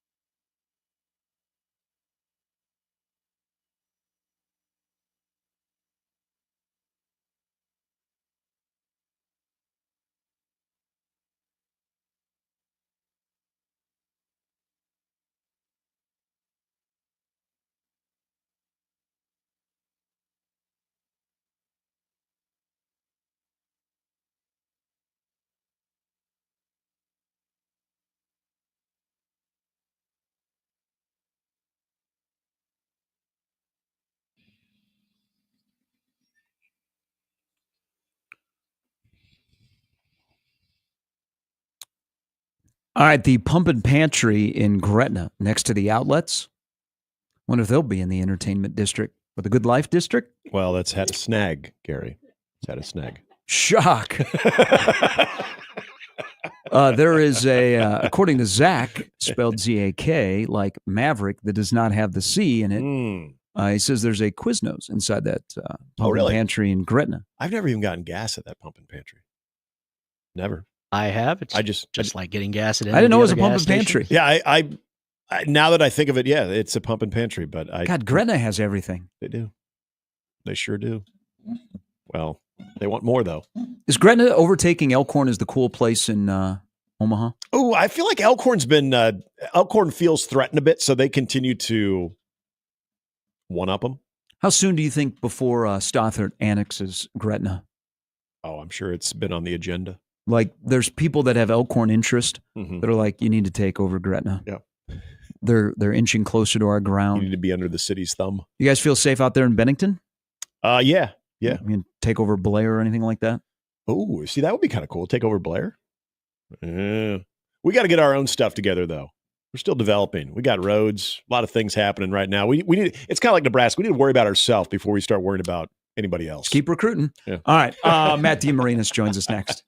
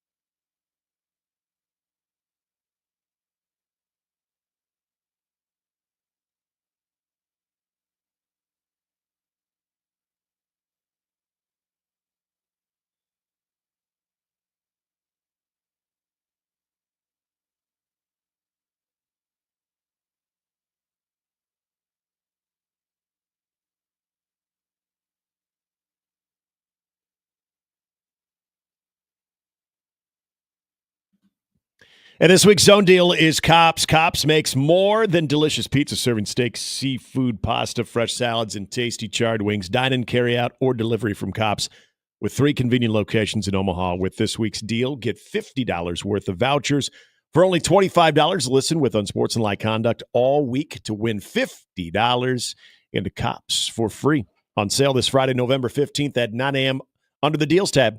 at 1620thezone.com. Matt, you got some hoops tonight, both red Nebraska, blue Nebraska in action. And it'll be, again, the milestone for Coach McDermott, looking to surpass Dana Altman. I feel very, very good about that. And how good do we feel about this Creighton team as we say hello to our good friend Matt DeMarinis? It's been a while, Matt. Happy basketball season to you. How are you, my man? Gentlemen, I'm good. How are you guys? Doing well. I want to ask you just, and this is probably the most premature time to ask this question when it comes to this team, having only seen them in limited action right now. But give me the things that, if you look at this team, that they're different from a year ago, that could actually be a good thing as opposed to what is going to keep them from maybe reaching that full potential. Well, one of the things that's kind of really standing out to me is how fast they are. I think that could be a really good thing, because I think, Jacob and I kind of beat this home on the podcast the other night. They just have more. It looks like they have a lot of quick strike ability, and especially in their transition offense as soon as they get the ball off the glass. So I think if they're able to defensive rebound at a reasonably good rate, that they could get some easy offense quite consistently with this personnel. So I like how fast they are in transition. I think that's jumping out at me, because I think they have more. They just seem to have. I know the opponents are going to get harder, so that's obviously there's a caveat there, a pretty important one actually. But right now they seem to have more quick strike ability than they've had in past years. Just the way they get down the floor, the way they see the floor, the playmakers they have in the backcourt. So that's a good thing. I think that's something that's really interesting, because that seems to me like, how do you close the gap on UConn? And again, Creighton's not really a team that's struggled with UConn. They've actually had some success against them. But in terms of kind of replicating what UConn has done to, win the last two national championships, that ability to be quick strike in transition and really put pressure on teams in that area of the game, it makes the other part of it, the physicality part of it, the execution in the quarter-court part of it, it makes it really, really difficult to deal with, because that's already hard enough to stop them in those areas. So I think Creighton having an ability to just, punch you in a matter of seconds is really intriguing to me so far. Hello, by the way. I was taking care of something else. You are one of the rare people that are joining the show. That I ran into somebody in the hallway. You came in Brookings, South. That has been in Brookings, South Dakota, and Milwaukee, Wisconsin, in the last week. But you talking about UConn, and then of course we'll talk more about Creighton. Maddie, I'm sad about a team in the Big East. I really am. I know they're a rival to most. I'm sad what Villanova basketball has become. And you laugh. I thought you were going to talk about DePaul, but okay. I honestly don't know what they do well. Yeah. They lost again last night. They're 2-2. Mm-hmm. We hadn't even gotten to conference play, and you know what's going to happen when they get to conference play. I mean, it's like it's sad watching what Villanova basketball under Kyle Neptune has had. I want somebody to go to Philadelphia and rescue Eric Dixon. Yeah, I don't share the sentiment in the joy of Villanova's downfall. Hence the giggle. There's a lot in the Big East who definitely do. They're getting a kick out of this situation right now. I think just because of the way Villanova kind of had a stranglehold on the league for so many years, it's fun to see them, from some people's eyes, see them kind of, dancing around the cellar doors a little bit and seeing what that might feel like. Because it seems like, when you just look at the Big East right now and who's struggling and who's maybe, I don't know about on the uptick, but intriguing you to see if they are, like Georgetown's got a lot of talent all of a sudden. That's intriguing. DePaul is winning games, which is something they don't do even at this time of the year. Xavier looks interesting. And now you have Villanova that just looks, really capped in terms of their ceiling. Like you just don't see a lot of ways out for them, just the way they play and their personnel. And certainly the way they just don't do the things with Villanova that you always could count on was that they weren't going to beat themselves. They weren't going to play. They weren't going to do dumb things hardly at all. Mm-hmm. And then, they were just going to kind of wear you down, and eventually their execution would just beat you. They weren't always blowing the doors off teams, but that militaristic style of just one play after another looking the same way just kind of eventually won out. And you watch them and you're just like, what? I just don't recognize them anymore. They just don't do that. They don't do the simple stuff well anymore. And last night, they get control of the game late in the first half and then they let it slip right back, which is something that Villanova's not. That's not Villanova basketball. Once they get control of a game in the past, that was pretty much you're chasing them the whole time. And I don't know. There's just not a. Eric Dixon's really, really good. He's all Big East level for sure. But I don't know if there's anything complimentary around him that is, which is a problem because you need talent, number one, to win in this league. And then the other part of it is too, like they're now they're in game management mode at the end. It's a one possession game, and they decide to put some pressure on the ball in the backcourt, and the back end of their press I don't even know if they were on the floor, it looked like, because they gave up back-to-back uncontested run-out dunks. Like, what? And the second one came after a timeout. You know what I mean? The first one, Neptune was trying to call a timeout and he didn't get it. So you're like, okay, maybe that was just scramble and guys weren't on the same page. The second run-out dunk came after a timeout. It came after they talked about it. It came after they planned their defense off of the next make, and they still gave up a run-out dunk. They looked the exact same as the first one. So now I'm like, okay, the first one you could excuse away for not being organized. The second one you organized. You talked about it, you planned it, you came out of the huddle with an idea of what you wanted to do, and gave up the exact same thing. You're trying to win that game. You know what I mean? What do you can't give up run-out dunks in a one-possession game? That's lunacy. Hey, and in this conference, if you are not good with a clipboard, you're going to be in trouble. You can be good with NIL, but if there's so many games in this conference head to head that you got to be good with the clipboard, and I just don't think Neptune does anything well.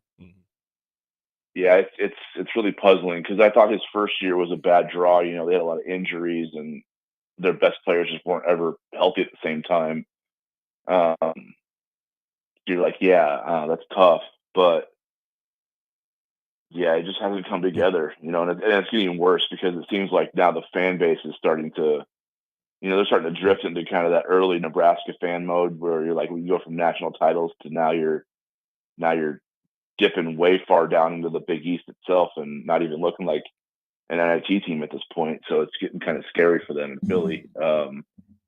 They got that. I mean, unless that thing gets dramatically turned around, this is probably, there's probably going to be a coaching move, and I'm curious where they go next because the Neptune thing felt like a logical step. I don't know enough about how he was, what type of impact he had on the program, but he was Jay Wright's, like one of Jay Wright's right-hand men in terms of, getting them to the level they were at. So it felt like a natural move program-wise, where you didn't have to go through too much of a transition in terms of your identity, but it has not.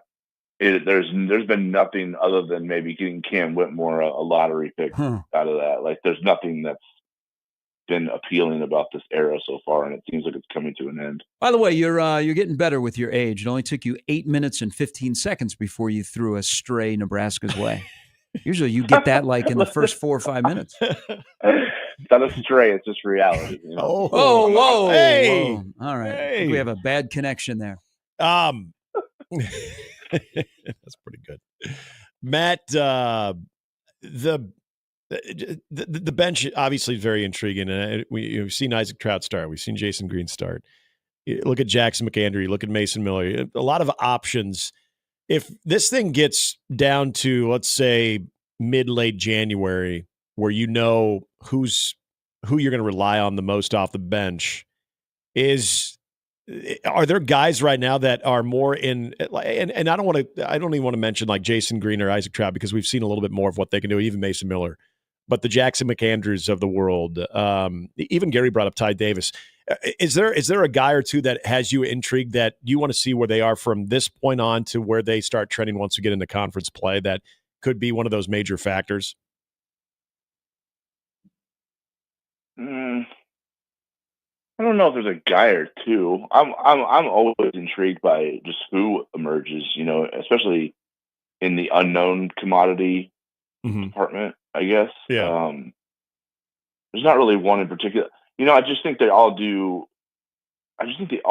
something that is playable, I guess, in terms of being a net positive on a given night. I think the hard part right now for the coaching staff is that they just don't know who that is yet. Yeah. And I don't think that's necessarily a bad thing when you're talking about your reserves. I think it's a really bad thing if you're talking about your starters. Like you have to have some predictability there. Yeah. But in regards to who can take advantage of a matchup or who can produce at a certain level, I don't think it's necessarily a bad thing always if you have some unpredictability in your reserve core. Because that means you have something there. It's just not. If it were consistent, they'd be starters. You know what I'm saying? Like if you knew, if it were matchup proof, they'd be starters. For it not being matchup proof, I think that's okay because you have sometimes you're going to face different type of teams. I think that's the whole thing that I was talking about last year was, when Creighton runs into certain teams, they're not necessarily always matchup proof. And sometimes that leads to either your season ending or just losses that don't make sense or performances that don't quite make sense based on talent level, right? So I think it's okay that Creighton has some options. And, the other part of it is the wild card in Fedor Zugic, who I think is definitely matchup proof and starter level talent. Where does he fit into the mix? Because do you go super small and put Jemiah at a 4 so you can have, just a bunch of really talented wings and guards out there with Kalkbrenner, or how do you mix him in? That's another variable that could come into the situation at some point this year if his eligibility clears, because he's really good, really skilled, great shooter, smart basketball player. He's definitely going to be a part of the rotation if he's healthy and eligible. So yeah, there's a lot of questions still to be answered in terms of who you go to, in that second unit, and then who you stick with on a nightly basis is going to be determined by basically how they play. I think right now, what you're kind of going to get out of certain guys. And I think when you look at Jackson McAndrew and Ty Davis, for instance,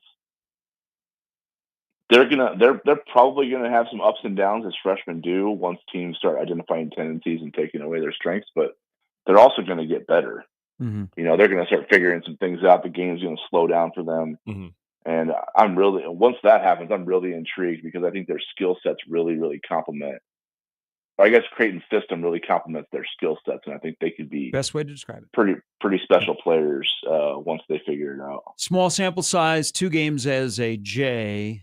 What's real about Neal? What do you believe will be true throughout the entire season about his game? His ability to score in transition is going to be real for sure. He gets down the floor really well. He handles it really well. So you can't really, he doesn't need to be. He's not a guy that needs to be running into the corner and catching and ripping. He can catch it on the outlet pass and make plays in transition. So I think that's very real. His ability to kind of handle the ball and get into the defense and, either for a dump off for Kalkbrenner or a spray out for a 3 is real. It's just as soon as he kind of figures out what's happening around him better than the turnovers that he had maybe like the other night against UTRGV where he had 4, that'll come down and the playmaking will still be there. So I think that's very real. I'm curious about, the 3-point shooting, and I'm curious about, whether or not he can be the number 1 wing defender. Those are still the things I'm wondering about, because I think he's being developed to do both of those things, on this team. It's just a matter of whether he can get up to speed in time for, it's a matter against the teams that they're going to be facing pretty soon and in Big East play. So those are the questions I have. The two answers I have is how good he's going to be in transition and as a playmaker in Creighton's quarter-court offense. The start Ryan Kalkbrenner's got off to is pretty ridiculously good. I mean, 3 missed shots, and I understand the competitions is a part of this, but when you watch him now go from what was, and it still is, one of the best defenders in all of college basketball, but now also being a big part of that because of his offense too, of one of the best college basketball players. What about his game? What have you seen just in the difference from last year to this year, how he's inserting himself offensively? And again, I know early in the season against competition, this could change, but have there been any subtle changes or anything that you've noticed that look a little different? I'm trying to figure out how I can relate this. I think, think about kind of like early in your broadcasting careers or whatever, you guys go into a situation where I don't think you ever go on the air not confident that you can do what you're doing, Mm-hmm. But as the years go by, it becomes natural for you, doesn't it? Like you just become like you don't think as much. You just kind of flow. You know, it seems like that's what's going on with Kalkbrenner. I guess what I said this offseason is I said I think he just looks like a more refined version of what we've already seen. Mm. And so, what does that look like? I'm not sure. I don't know how to translate that into production. I don't know what the jump will be in terms of how many more points a night he's going to score, how many more rebounds he's going to get, how many more shots he's going to block. But, physically he's a better version of what we saw last year because he put in a lot of time in the weight room and didn't, have as many distractions. And then from a skill set perspective, everything just looks more refined. He's just sharper. And so what that's led to is, and while you're right, the opponent has been part of it because they've been undersized, especially at that position. We've seen them go from 70% field goal percentages to 90% field goal percentages. Right. But it's only 2 shots. You know what I'm saying? It's not like a big difference. It's just marginal. But I think because of how good he's been already, marginal can take him from, great to elite. It could take him from All-American to National Player of the Year. Like that's the tier he's already on. So marginal is okay because the next tier he's going to get, and he has been at, is best in the country. You know what I mean? Mm-hmm. So he's in that conversation now. Even if the jump isn't dramatic, it's a more refined version, and now you're seeing the fruits of it. We got a couple minutes here. Quick question. Interested in your answer. A month from now, will Creighton Volleyball be hosting a regional? Very, very complicated question. There's a lot of things working against them, historically speaking, just because they're Creighton. The committee's going to be like, really, is this the 4th best team in the country? Or, is it the team that deserves to be hosting? How do they look at attendance? Like, do they want gaudy attendance numbers for their regionals matches? Because DJ Sokol Arena is probably not going to provide that, Atmosphere-wise, they'll have a good one, but numbers-wise, if that's what they're going after, which is, when you look at their social media activity this year, they've really been hyping up these big-time attendance numbers. So if that's something they go after, Creighton's at a disadvantage there. Resume-wise, like, they're definitely in the conversation, if not leading it right now. But Penn State they still have a home match with Nebraska left. They still have a home match with Purdue left. Illinois and Washington are solid clubs too. They got to play those 2 teams. So if Penn State kind of handles business there and maybe only loses one of those, that's a pretty solid resume because they already have the win over Louisville. Stanford, I think, has to play Louisville one more time. They have to play at Georgia Tech. So there's some beef still on the schedule for Stanford and Penn State, who are the other 2 teams I think are in that conversation with Creighton. Mm-hmm. I just think it's those 3. But if Creighton wins out and both of those teams kind of stumble 1 or 2 more times each, I think it's going to be really hard from a resume point of view to say Creighton isn't the 4 seed. I just don't know what all the factors will be. But right now, metrics-wise, they're 4 in RPI and KPI. And they're getting closer. I mean, in RPI or KPI, they're closer to 3 than they are 4. And RPI is trending that way too. So, they're in a good spot. They're in a really good spot. Milwaukee was a big time weekend for them because Penn State went out and got absolutely smashed by Wisconsin. And then the next day, Creighton smashed Marquette. So it was a big weekend for the Jays for sure. Hey, great coverage as always. Good hearing your voice back here on the Zone, and thank you for everything that you do for all of us around here, and of course for all of the people on White and Blue Review. Great stuff as always. Great start to the season. Thank you, my friend. Thank you, boys. Good talking to you. See you soon. That's Matt DeMarinis. By the way, ESPN put out a mock draft in the NBA. The 17-year-old kid that last night had a bad 15 seconds. Yes, he had bad 2 possessions. But you could see that Cooper Flagg's going to be a good player. He's good. Ryan Kalkbrenner has moved into the first round, 28th overall. Most of any mock draft you've seen before the season began has had him in the second round. He was an older guy. I mean, got to put some respect on UTRGV and FDU. I mean, you do that against them, you're going to get in the first round. But 28th. Yeah. Hey, to come back and you'd be a first-round guy? Oh, he's going to have a shot. National Player of the Year? He's going to have a shot. I mean, Edie's having success, so you see that like, okay, we were wrong. Talking about Kansas coming to town against a legitimate big man in Hunter Dickinson. Like, there's going to be some legitimate opportunities for him to. That Kalkbrenner outplays because I detected a tinge of sarcasm when you brought up those first 2 opponents. No, I respect everybody. I respect all 364 teams that are in Ken Palm. As well, you should. Yes. One is a 35.5-point favorite tonight. The other is a 25.5-point favorite. And we'll do some transitive property tomorrow on the show. Yes. I love when we're able to do this. The common opponents. Hey, Nebraska's already won the first head-to-head against Creighton. Yes, they have. This one might be a little bit tougher. Yeah. You know what? They're going to split, and then they'll have the rubber match a week from Friday. What was it, 26? Downtown. Creighton won by 26? Nebraska beat Bethune-Cookman by 5. So a lot of math. If Nebraska wins by more than 26, or even gets to 26, I'll be color me surprised. Okay. Yes. I'll bring my markers tomorrow. Mornings with Sharp and Handley. 1620 The Zone.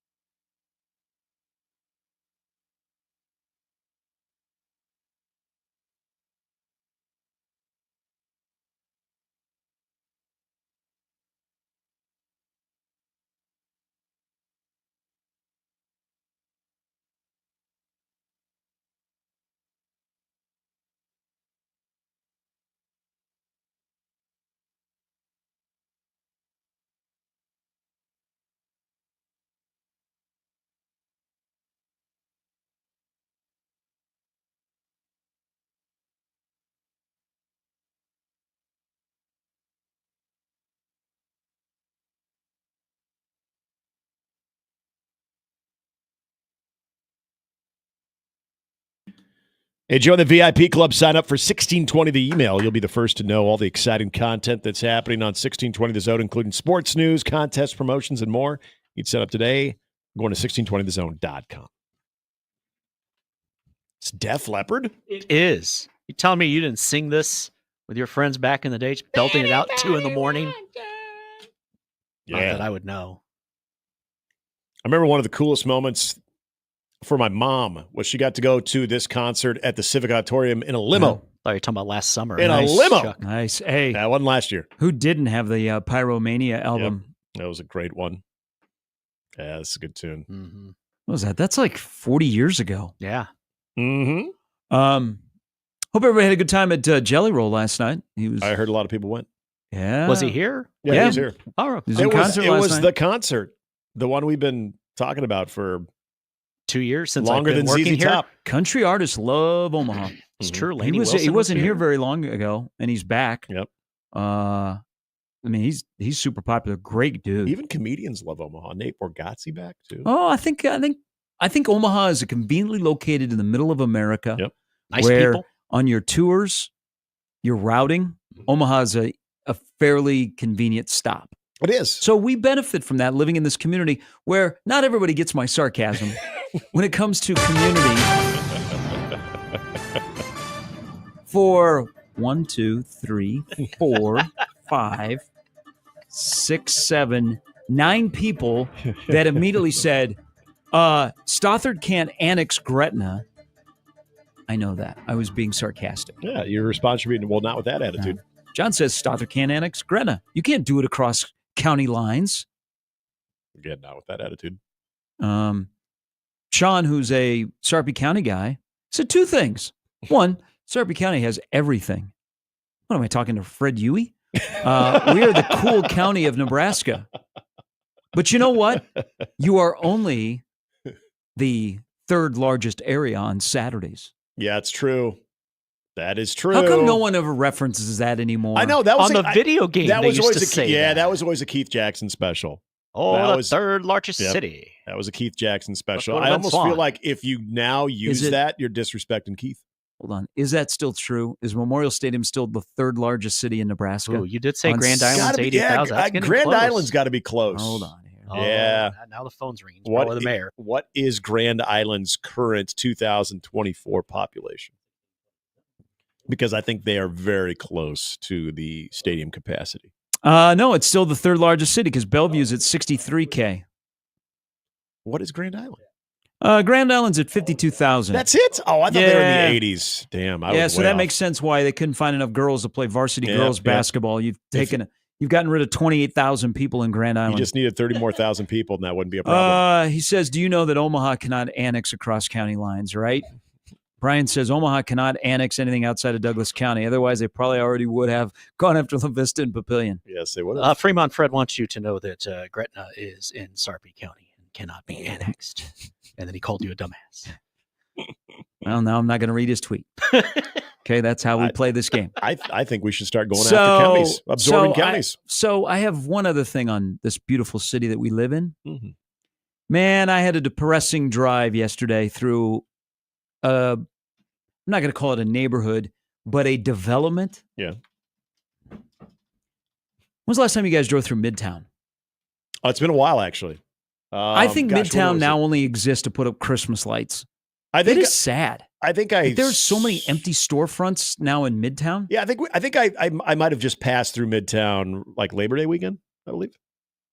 You don't get out much, do you? No, I didn't stop. Well, when we had our photo shoot downtown, I didn't take the way through Midtown, so that didn't happen. It took me a second to be like, wait, Midtown. I got off Cummings Street. So when I first moved here, Blackstone was not. I'm like, well, it wasn't a thing.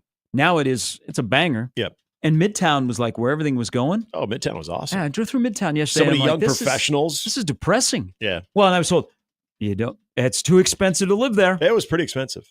Now it's just, I think Midtown exists to put up Christmas lights. Yep. Oh, it does look good during the holidays, doesn't it?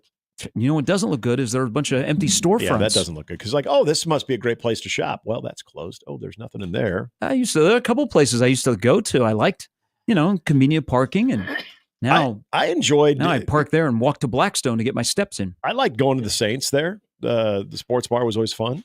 What else did they have? Well, then what went in after Saints? It was a wing place. Was it Ray's? Yes. Yeah, Fred just tweeted at us. It was Ray's. Yeah. Ray's was good. So just that little area there too was hopping. I mentioned a lot of young professionals. So you catered to them. We went to the movie theater there every now and then because that was kind of a cool experience. I have not dined at any place in there because Lead Belly, it was too expensive on their lease. I loved Lead Belly. And nothing's come in. That's a great location right there on the corner. Yeah, you and me both, man. Jenny and I love Lead Belly. That was like our favorite thing. We were very bummed when that. I bet the streetcar though is going to bring back Midtown. Should bring it back, revitalize it. A lot of potential there. We could build an arena or a music venue there. They already have the band shell. Yes, they do. Yeah, I mean, just dome it. Any area that's struggling, you know what? Build a youth facility. That's actually youth true. sports. That's true. Build the Disneyland of youth sports right there in Midtown. Why do you got to come back to Gretna? Everything is about Gretna. Hey, this show's been about Gretna. This is Gretna Day. My in-laws live in Gretna. I love Gretna. I like Gretna. I like people that shout out Heavy Brewing. Teach and coach at Gretna High and Gretna East. Yeah. I like the Shermans. I like Gretna. Gretna has I can't remember the breakfast place that it only takes cash. Oh, yes. Closes at 1. Yeah, right by the middle school, right? We just drove by that. Yeah, it's just a tiny little cafe right in no. I like the blend of Gretna. You got a bunch of outsiders that are coming in there buying up land. You got the old timers that are like, I'm not giving up my farmland, even if it's across the street from a super Hy-Vee. Mm-hmm. I love Gretna. I do, and I'm not being sarcastic. The there land are over great by people that live in Gretna. The super where Hy-Vee. Pinnacle Sports Network used to call home. That building's now a bank or something. The sign is still there. Bank. Yeah, it's sign's still there. It is. Yeah. I don't think they're ever. You know what, Nick? Down. Once you work for the Pinnacle Sports Network, you'll never forget that moment. So, did you work out of that office? Hell no. Wasn't that where like the sales? I worked at were? KLAN. Yes. Okay, that's what I thought. Yeah. Colleen. Billy's Gretna Cafe. Boom. That's good what spot. I'm thinking of. Yes. But they only take cash. Yep. Well, that's when you know it's a good place. Then they go. They only take cash. They go, yeah, we only take cash, but that ATM right there that's only got a $7.50 service fee. Yep. Only. Yeah, just get your cash right there. There's something about either paying up at the front at a breakfast place or an all cash breakfast place. Either one, you know you're going to get some really good breakfast either way. Corey says Smoke and Oak Pizza Shop is pretty good. Fun tap wall with cocktails and beers for everyone. And Jimmy mentioned good brewery with Heavy. Heavy's good. The pizza's fantastic. Yeah, they got the It's a Sarah Baker Hansen. I don't know. I think we're going the opposite way, boys and girls, on Midtown. Yes, we are. Midtown is. But wait till the Christmas lights show up, and then people are like, "Oh, I would like to go walk around and look at the Christmas lights," but there's nowhere to go. Yeah, it's really all you can do unless I want to go work out. Yeah, they still work have out or get some Cold Stone. What do they have there? What's the gym that they still have? Is that a Midtown Fitness? I don't know. I don't know what it's called. It's one of the chains. Is that a Genesis? I don't know. It might be a Genesis. You got it's up on the second floor and it's wide open. You got the creepers that stand on the street and watch people work out. So when not me. You know what's so it is a Genesis at Exarban, right? Oh, in my neighborhood. Yeah, in Exarban Village. I believe that's a Genesis. Yes, it is. They have that upper level exposed to where you can totally creep on people. I know from experience because we used to have the offices there at my previous job. Oh, okay. And so we could be in our lobby and we could be looking directly at people getting some sets in. Okay. And we did. Okay. Mm-hmm. Nothing like that was criminal or anything. It was just they're exposed. Try that defense when Don Klein is calling you up. As a long time ago, statute limitations is kicking in. Oh no! No, it's not actually. Oh no! Hasn't been that long. So we do have to talk about the defense. We will. Jay Moore. He's going to join us at the top of the hour. But back to the offense. What Nebraska is going to attempt to do against USC and those beautiful looking 72 throwback uniforms that USC is going to wear. Would 3 wins completely change anybody's opinion on this season? 3 wins? Like 3 wins. Like if you won out would your yeah. opinion completely change? Yeah. Like there's the part of the move that you make is to salvage a season and at least get to 6. Mm-hmm. But even if you were a 6-6 guy or gal, you'd be disappointed probably if Nebraska just stayed on 6. Yeah. So the only way to salvage the season is 3 wins, or can I give you this? Can I give you 1 win, but the offense looks like it's headed in the right direction? Yeah. Yeah. Still a tinge of disappointment, but bowl eligible, which was the bottom line goal, and an offense which should return the play caller, the quarterback, the shifty wide receiver, many other familiar faces. It looks like it's heading in the right direction. Would you pause and go, okay.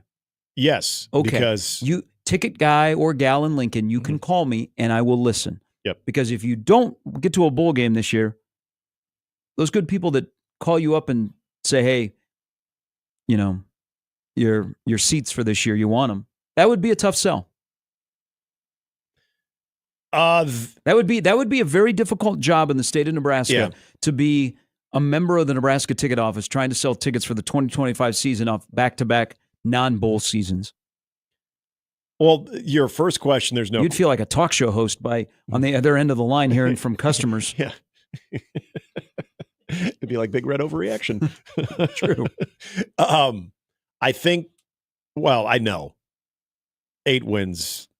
If they want out, my gosh, yeah, it would change so much. Yeah, you're right. It would change everything. Elation. It would, because you've now checked several boxes that I think would lead you to believe, okay, major successful season, because you finished strong in a schedule where we felt if the losses were coming, the losses were going to come on the back end of the schedule. If you're able to go to LA and Kinnick Stadium on a Friday night, mind you, and get victories there, yeah, that's huge, because you are now doing the one thing that Nebraska football has not done in a long time, and that is overachieving. That is going in as the underdog and being able to take care of business against those teams that you've had some bad history against. Never beat USC. Mm-hmm. We know the Iowa history. And then obviously Wisconsin, maybe the lesser out of the 3 teams, but again, another team that you've had bad history with.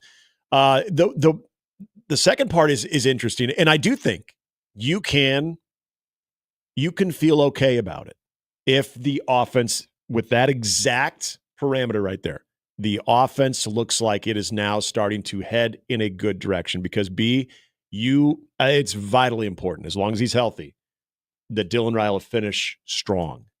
Doesn't have to put up gaudy numbers, but looks better than he has these last 3 games. That has to happen. But then, and I use this word, and I'm not trying to say Marcus Satterfield as a person is an incompetent person. But offensively, if you can see that it looks like there's competence offensively, that goes a long way. Because remember, a lot of the talk last year, at the end of last year, was, do you have the right OC? There was a lot of that. And then came that big surprise that Dylan Riley was coming, and I think that masked a little bit of that conversation. And then the addition of Glenn Thomas, and you're thinking, okay, now a guy that was overseeing the quarterbacks, essentially because their first option turned them down, had to do it. We were willing to look past what Marcus Satterfield was tasked with. Going into this year, well, we've seen what happened, and now we've seen the result of that. If this group looks like a competent group by the end of the season, I think that goes a long way.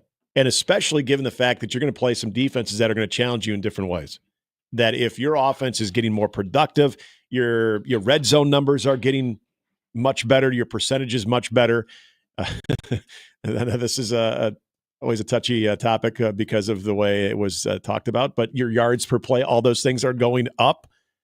I think you can go 6-6 with an offense that looked like it figured a couple of things out. Competency in the whole operation there, I think would go a long way. So yeah, I think 6-6 with that context absolutely can make people feel okay about going into next year. All right. Last hour, Jay Moore will stop by, Brandon Vogel as well. We'll take a quick break. We'll come back. Something you mentioned about the game on Saturday sparked a thought that I will pose a question to you and everybody else. We'll do that when we come back. It's Mornings with Sharp and Handley on 1620 The Zone.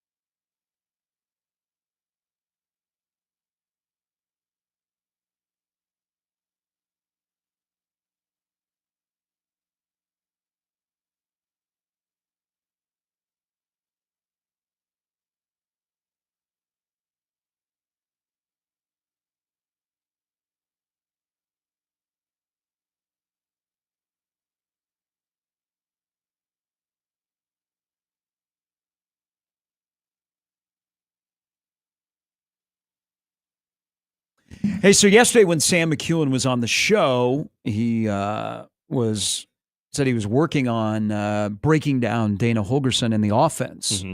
Some of the things that he does and what Nebraska does not do well that they might be able to match and piece together some things. It is out on omaha.com. I was perusing the first couple of paragraphs.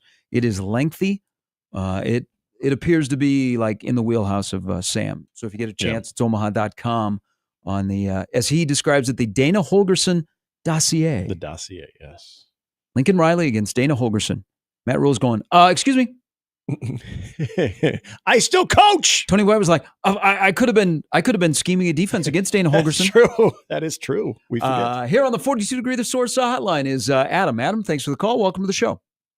Hey guys, you had said would one more win, would I be happy if the offense is in the right way? For me, it depends on who it's against. If it's USC and we lose to Iowa and Wisconsin, no, just because this new offense coordinator is, he's proven his offenses work, but I haven't seen anything against Big Ten defenses, and I just think that we continue to kind of go through that cycle of bringing in these new guys who are the hot coaches, or they have these awesome offenses, or coached a quarterback and they just did a great job, but it's always in a conference that gives up a lot of points and a lot of yards. So let me. If it's that. Okay. Oh, go ahead. No. So let's. Basically, the play caller just came off the streets. Okay, we have to acknowledge that. But what are because this is probably a two-part question, Adam. What are your expectations for the offense this week? And then what are your expectations for Wisconsin, Iowa? Are they the same or are they different? Completely different. This week, I expect them to be better just because the play calling overall is better against that type of team, in my opinion. But I don't expect much from him. Like, he literally just got here to expect some explosion, just phenomenal performance. Even the next 3 games is not realistic. But to see something, to see improvement this week would be great. But if they were to win one game, I would rather see it be Wisconsin, because I think that that's more of a mental game than it always is physical. Yeah, I will disagree with you. Adam, thanks for the phone call. I mean, I look at it this way, and the question I was going to ask, I think Rule's signature victory at Nebraska in 21 games is Colorado. Yep. That was the Super Bowl. Nebraska won the Super Bowl. Up with people, didn't even perform at halftime. But Colorado's social media team was all over it. Yes. Remember how wonderful that night was? Oh, God. Everything you hoped it would be from the jump. That does seem like ages ago. It does. I mean, the directions that both teams went, the type of talk around the Colorado program after that, and then now it's coming back to, hey. Deion Sanders now being talked about of the coach of the Cowboys, according to one Rex Ryan. At this point, just go all in. I don't care anymore. Would a win this weekend, and you hope you don't stop like Adam was referring to, you just stop with a win against USC, you lose your last 2. Would a win this weekend with everything that has transpired since Nebraska last played be a bigger star on Rule's resume at Nebraska than Colorado? Yeah. I absolutely. And this isn't even the road game. That's not even it. It's because of what you just said right there. Because this is a team that is fighting so many different things, from what they're trying to accomplish on offense, a defense that at times has been gashed, trying to get over that mental hurdle, trying to be able to finish the whole part about November, being able to have wins that matter, just wins period in November, getting bowl eligible. There's a lot about, if they could go out to LA and at any capacity, I don't care if it's even like a 10-7 game, you win that game. That's more of a, I know, wouldn't that be great? Welcome to the Big Ten USC. Done in 3 hours. That'd be nice for Big Red overreaction. Nebraska only scored 10 points. They made a field goal, but they held USC to 7. You're telling me that there was a little rain at the Coliseum on Saturday? Just small. Yeah. It was a combined 300 yards between the two teams of total offense. But I think more than a non-conference game against a grudge match. And yes, Colorado's turned out to be a good team. I'm not dismissing that. What Nebraska's a program is dealing with, and what USC still represents from a talent standpoint, I think it'd be a bigger win. I totally do. And I think it could, much like, I've said this before, beating UCLA before a bye week, what that could unlock a little bit. You win this weekend, offenses maybe feel themselves, especially if they perform at a better level. I want to say, I don't know if this offense is capable of performing at a high level, but just a better level of what they did. You're feeling yourself a little bit there too. All of a sudden you're coming back home. I know we said this before. You're coming back home. What getting to 6 wins could mean to this program is still extremely fascinating. And if they could do that this Saturday, how they could finish out the season, I think there would be a lot more intrigue on that. Have we fully grasped what is about to happen on Saturday at USC? No. That Nebraska has a guy calling plays that was just chilling at the crib. And he was asked to come to Lincoln. Yeah, he was zooming for the people in Fort Worth.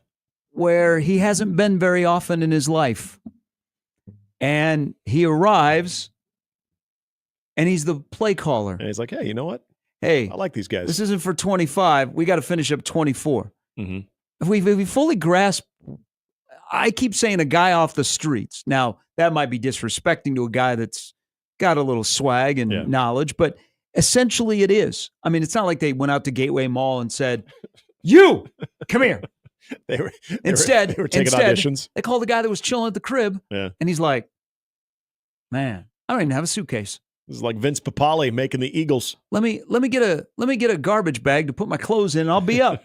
Can you guys hook me up with some Adidas gear? Maybe I don't need to bring clothes. Right. I'll just wear all Nebraska stuff. That guy who has got a hell of a resume is going to be matching wits against Lincoln Riley on Saturday. Yeah. It is so abnormal. Mike Leach up there in the big chair of college footballism upstairs is going to be watching this game going, what is going on? And you know what? He'd love it. He would love it. I mean, 2 of his disciples who were on a staff together that have taken different paths to the current location that they will be representing on Saturday. I mean, really different paths. It is. It's so. This is. I think you brought this up on Tuesday. This is that sickos game. But if you're paying attention to all the storylines, my God, this is must-see TV. If for anything, just on how it plays out. Lincoln Riley can't afford to lose on Saturday. No. Because there'll be your defense, which has been pretty good, just got torched by a guy. Oh, yeah. That at one point last week was identifying players just by numbers. Yes, this amps up. You're absolutely right. What does this amps it up? 23? It was like a speed dating. Guy comes in. You're 23. Darren, no. Doug, no. Dante, yay! I knew it started with a D. Slippy, slappy, swummy. This is just kind of wild. It's really wild. Not even kind of. It's really wild. But isn't this so perfect for the Nebraska football season? Why not? That's how I look at it. Is like, why not? It's not boring. That's when I heard that on Monday of he's going to be calling plays. He's our new OC. My initial reaction was, why not? Let's get weird. Why not? I think we have bad football coaches, high school, college, pro, because they don't have a plan. I don't know that this was Rule's plan. I'm pretty sure it wasn't. At the beginning of the season, like, you know what? I'm going to hold on to Dana's. I'm looking at that schedule in 2024. I got 2 buys. Let's see if I get past UCLA. You know what? That seems like an ideal. Yeah. Dana, come back. Do you think that was the conversation back in January of, you know what? Maybe now's not the time, but how about after that UCLA bye, we go ahead and like we insert you into the staff. How about that? That seems like a good time. They'll never see it coming. The other part of this is the guy off the streets calling plays, the guy that used to call plays is still there. Yeah. And will he still be in the booth? Yep. I would think that Holgerson is going to be up there too. Is Satterfield going now down on the field?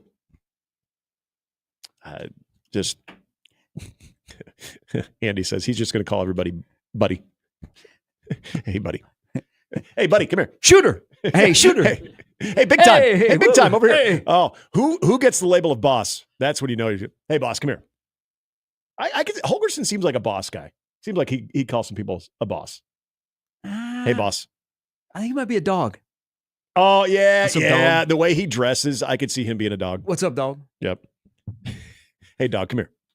Misidentifying people. It's Dylan. Yeah, I know. Darren. How come you can't hear me in the headset? Darren. And by the way, hey, I'll ask Jay Moore this. Dana hasn't lived in the world where you're helmet-to-helmet communication. So is that Glenn?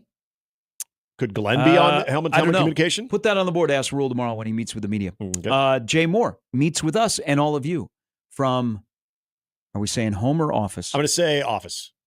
Seems like it could be an office day. Office, dressed in a quarter zip with a golf moniker on it. Yep, or a vest. It's Mornings with Sharp and Handley. We'll see what Jay's wearing after this on 1620 The Zone.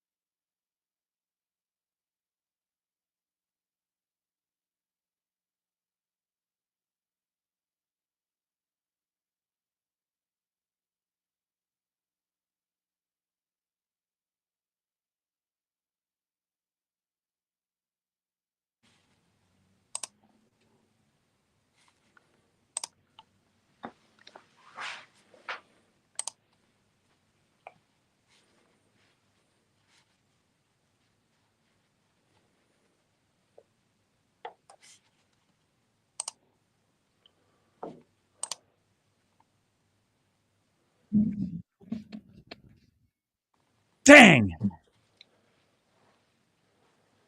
Dressed in a button down. God. Did not see that coming. Jay Moore. He's in the the co-host of Big Red Wrap Up, and our friend on Wednesdays during the football season joins us now from his lovely office. Good morning.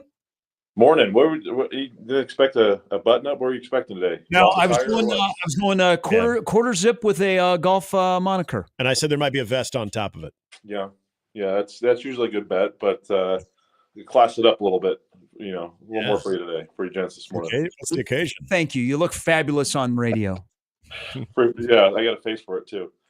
No, you're on TV last night. You can't pull that. You're a good-looking man. All right, let's be honest, Jay.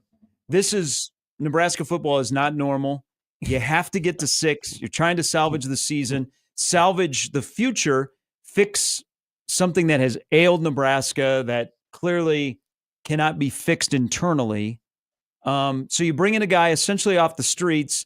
You're not changing a lot of the verbiage. He's getting to know players. He's got his couple plays. He's trying to meld it with the big playbook that he inherited. The guy that he's replacing is still on the staff. How for this Saturday is this all going to work out, in your opinion? Yeah, that's a great question. I think how and why it's going to work is maybe we touched base on this last night, even last week when I chatted with you guys. But the ability to kind of be humbled as a head coach and Matt Rule and even Marcus Satterfield and the relationship they have to be, direct up front, have those tough conversations that have been had for a while. And to still have the trust and, the ability as Marcus Satterfield to, say, hey, I'm still in this thing. I'm not leaving. He could easily have said, see ya, give me my money. I'm heading out of here. And he's not. Obviously, he's saying that, coach of tight ends, they could have moved someone up from another spot and taken care of his role. So I just think there's a healthy relationship amongst all the coaches. So that's why I think this unique, never happened before situation is going to end up more positive than negative. I think having Holgerson's relationship with Rule in the past, and obviously playing against him at West Virginia, and then he was here in January, and then wasn't, and then went to TCU, then hasn't been with TCU for a couple of weeks, and you bring him in, and I think that's and why it's going to work too is Rules want to get this thing right, and it's not a next season thing, it's not a next week thing, it's a now and it's a yesterday thing.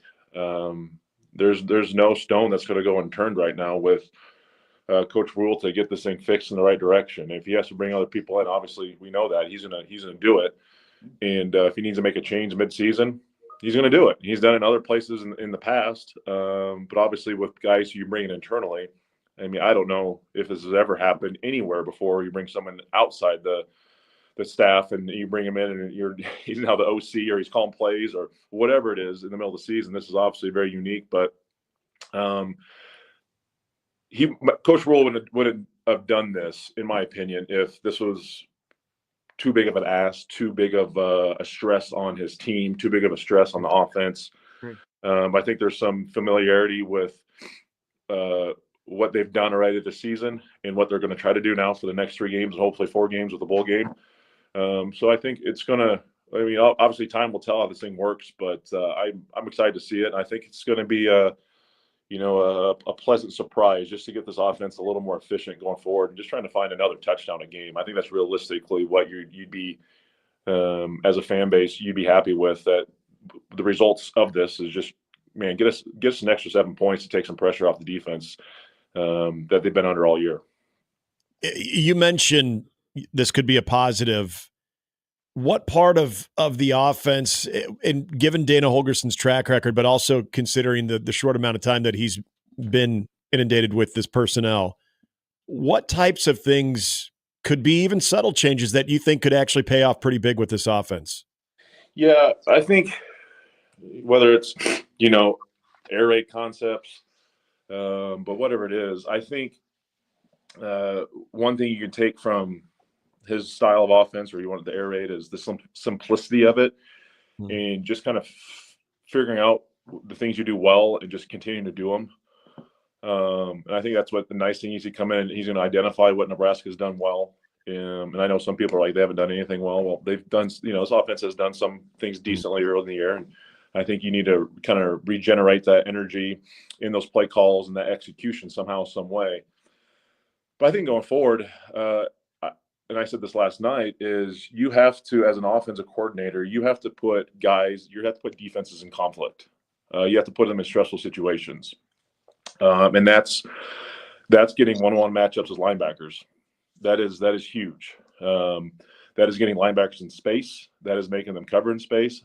Linebackers don't want to do that, and they're not very good at it. You've seen it anytime a running back is one-on-one with a linebacker, 9 times out of 10 he wins. Anytime a tight end's one-on-one with a linebacker, 9 times out of 10 he probably wins, and it's just is what it is.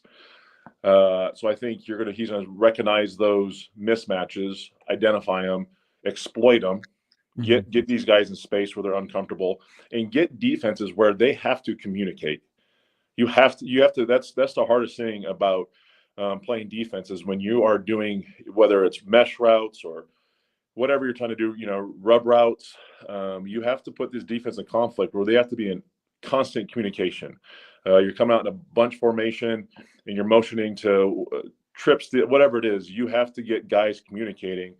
So they're in constant conflict. And I think sometimes, as this offense in the past has been a little stagnant, they haven't gotten their guys set up pre-snap to have complete success in making sure that the play is ran properly, and to give Dylan the time and everybody to have success in the play. So that's first and foremost. He's going to set his guys up for success pre-snap, whether that's with motion, formations, but then putting defenses in conflict where they have to communicate, and getting getting Ja'Cory Barney in the slot and utilizing him from that position, getting Fedoni, getting Borkature, getting Bonner on linebackers, and just kill them. Just absolutely kill these linebackers on little choice routes. And it doesn't have to be explosive plays. It's like here, little dig routes, outs, outcuts, in cuts, choice routes on linebackers. Corey Ross made a killing of his career in Nebraska, just eating up linebackers on choice routes. Utilize it, man. That's easy money. I'm excited to see if that's how it goes, but I think that's part of why it's not a drastic change. It's just getting guys in the right matchups to win the one-on-one their battles. So it's to tweak the offense, but it's also to fix the quarterback. And I don't think it's no coincidence that Rule brought up Will Grier when he's talked about Dana, because he had to match up against Will Grier at West Virginia when Baylor played them. Then Will Grier played for Rule in Carolina, and Will Grier is still in the NFL. So Dana comes in, he's got the offense, but there's also the quarterback part of it. And, him and Dylan have already talked ball, and they're excited, and they talk at a high level about the intricacies of offense. But a phrase I've heard, Jay, and if you could walk us through what this means and what you do to accomplish this, I've heard the phrase, they need to settle down Dylan's eyes. What does that mean, and how do you go about doing that if you've just inherited a player that you don't know much about? Yeah. Vision, and I wear out the phrase, especially from defense.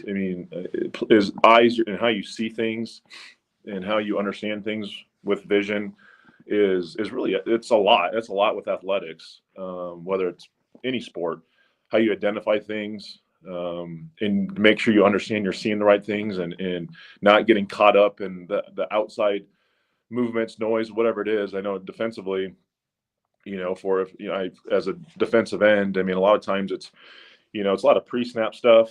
You're looking at stances, splits in between tackles and tight ends, stances of a tackle, where his eyes are, where he's looking, where potentially if there's a fullback in the backfield, where he's offset to, where the back is offset from the center, because usually the center goes away from the back in pass pro. Just understanding pre-snap stuff with your eyes, And then during the play, and again, I know I'll get to the offense side of it, playing with your eyes, but from it, and then it's understanding the mesh point between the quarterback and the running back, and seeing that and trusting, and then seeing hi-hats with the offensive line. I always call it elephants on parade, understanding that situation. So there's a lot that goes into it. And that's just from a defensive end standpoint. But then you put yourself in a quarterback where you're young, and you have a lot of footage now of you, and where you've had success and where you haven't had success. Well, people are in start exploiting where you haven't had success. And when you're talking about settling your eyes is, when pressure's coming, Dylan's has had a bad habit of looking at the rushes, looking at the pressure. Eyes need to be downfield. You need to trust that the timing is going to be there. You got to trust that the right receiver is going to do the right things, but the eyes got to be downfield. You got to trust what you see. You got to see what they're doing pre-snap. That's huge. What they're doing pre-snap. Teams are going to try to trick you. Teams are going to try to, change things up. Pre-snap, they're going to show, maybe a one high safety down the box, and then boom, just before the play goes, they're going to roll to a two high look and more of a quarters look. Guys are going to, show press coverage, but at the last second, they're going to bail, usually in a quarter situation. So you just got to trust what you see and identify what you saw pre-snap, and then see what it is post-snap, because that's obviously what's going to tell you. But you got to trust your wide receivers to seeing the same things, or sitting down in the right areas, that they're seeing the same coverages and exploiting gaps and holes within the zone coverages. And obviously, if it's man, where to put the ball. A lot of times in man coverage, you see it all across football nowadays. A back shoulder throw is huge in man coverage. We've seen a good amount of that. But quiet in your eyes is just looking and paying attention to what's important. Don't get caught up in the, UCLA did a good job of moving the guys around up front. Their front 6-7 guys were kind of running around, not getting caught up in that. But that's hard, man. It's hard as a young player to have good eyes and trust it, and that just comes with learning ball and knowing it and developing. But yeah, I think just quiet his eyes is just pre-snap into post-snap, and not getting caught up in the excess stuff, and knowing, like I said, looking at the pressures, looking at all the stuff, and just being, you got to get the ball up quick, get it up quick. Don't try to do too much. There's a lot to it, but yeah, I think just with pre-snap, post-snap, and not looking at the pressure and the rushes, that's what good quarterbacks do. They sit in the pocket, and they know they're going to get killed. They know they're going to absolutely get murdered, and they still are able to get that ball off and thrown into a perfect spot for their quarterbacks or their wide receivers or tight ends to catch. And he's done it at times, but I think as of late, his eyes have gotten him in trouble, obviously. Jay, from a defensive standpoint, what USC is also introducing into this game is a new quarterback, and unfortunately, I haven't seen that much of film other than his time at UNLV in Maeva. But you do know that there's going to be a little bit more run element than there was with Miller Moss. How much of this is still trusting what you do from a conceptual standpoint defensively as opposed to the individual self, the quarterback himself that you're actually scheming against? Because I feel like sometimes people think, oh my gosh, there's no film on him. Well, this is a major disadvantage for the defense, especially the fact that he does have a run element. But how much of just the overall knowledge and what is already installed with this defense can serve them pretty well? Yeah, I think anytime you have a quarterback that comes in that's more mobile, you're just now playing 11-on-11 football. You don't have that free safety that's able to kind of sit back there because the QB doesn't really factor into the run game. Where it really factors, what I've kind of already alluded to, is it forces your defensive ends, your linebackers, and safeties that come down the box to play with good vision on the quarterback, understanding those mesh points, understanding how when you get blockers down and you're in an inside zone, outside zone read situation with the running back, keeping your shoulders parallel to the line of scrimmage. You can't get turned. Otherwise, if the quarterback keeps it, you're toast. Happened against Isaac Gifford against Ohio State on a third down play where they picked it up with Howard. Nebraska hasn't played a ton of mobile quarterbacks this year. They haven't. Howard is one of the more, shiftier ones. I think Northern Iowa tried to do some stuff to him, but I'm thinking back, Purdue's guy had some mobility, but obviously not Rutgers. And then Illinois' guy, there wasn't a ton of run element. So I'm excited to see what, this brings, but it's just, you just got to play more disciplined. As your front four, your rush lanes become very, very important. You got to understand where your help is. When you're to the QB's throwing side, which is, the left end, whoever it is, keeping it contained on that side is very, very important. You can't allow him to get outside the pocket. You got to force him up the middle where you can come downhill and make a play on him. Communication has got to be important between your front four. If you're going to make an inside move on a tackle, you better tell your guy inside of you, hey, cover me up. I'm going to go inside so we don't lose contain. Just simple things like that. But vision's important. Keeping shoulders parallel to the line of scrimmage. And just playing with, the eyes is huge when you're starting to play it in a QB run game. And unfortunately, I think Nebraska's eyes have been poor this year defensively, especially on the back end. Not saying they can't get it fixed, but they've struggled at times seeing and feeling and seeing those things that should tell you, boom, this is a bootleg, this is a QB keeper. Just they're having a hard time identifying those things that you need to see, and that good players and good defenses understand the see to say, hey, boom, I can't come downhill because I know this isn't a run play. I can tell the hi hats of the guard right away. I can tell the tight ends in a wider split because he's trying to get out to his route. If he was in a tighter split, it's probably a run play. Just little things like that good players with good vision can kind of slow themselves down and recognize. And it's hard too when you're tired, man. Your brain's going 1,000 miles an hour. You can get lazy real quick with your eyes, but the good ones can kind of slow themselves down and look for those little keys and things like that. But they're going to get tested. They're going to be tested, and I think it's another, it's a unique situation for them to bounce back. I think this defense has done a good job of bouncing back after not so great performances. They didn't play very well in that first half against UCLA. Obviously played better against in the second half, but it's a good time to bounce back and prove themselves right. And like I said, hopefully they can just the pressure's been put on way too much this year, obviously with offense, but hopefully they can still bow up and continue to play well. Yep, I agree. Jay, as always, we appreciate it. Good stuff last night from you and the guys, and also a visit from Troy Dan. And always look forward to our chats on Wednesday. Have a great week, my friend. Yep. Thanks, guys. It's Jay Moore. Jay. He joins Nick and myself every Wednesday. You can see him on Tuesdays on Big Red Wrap-Up. So Indiana and UCLA ran the ball nilly-willy against Nebraska. Nebraska was pretty good on the ground, holding Ohio State, who had a better collection of running backs. Right. Marks is really good. He's a guy that runs for over 5 yards per carry, and 3 of his last 5, he's hit the century mark. Yep. He's going to be a tough handle. And then you throw in, as you were asking Jay, about the legs of the quarterback. I mean, it's a challenge for Nebraska, but it's the way this team is built. We're going to know right away. If the defense turns USC into one-dimensional, then you're in it to win it for the day. Stick around. Yeah. And then join us on Big Red Overreaction right here on 1620 The Zone.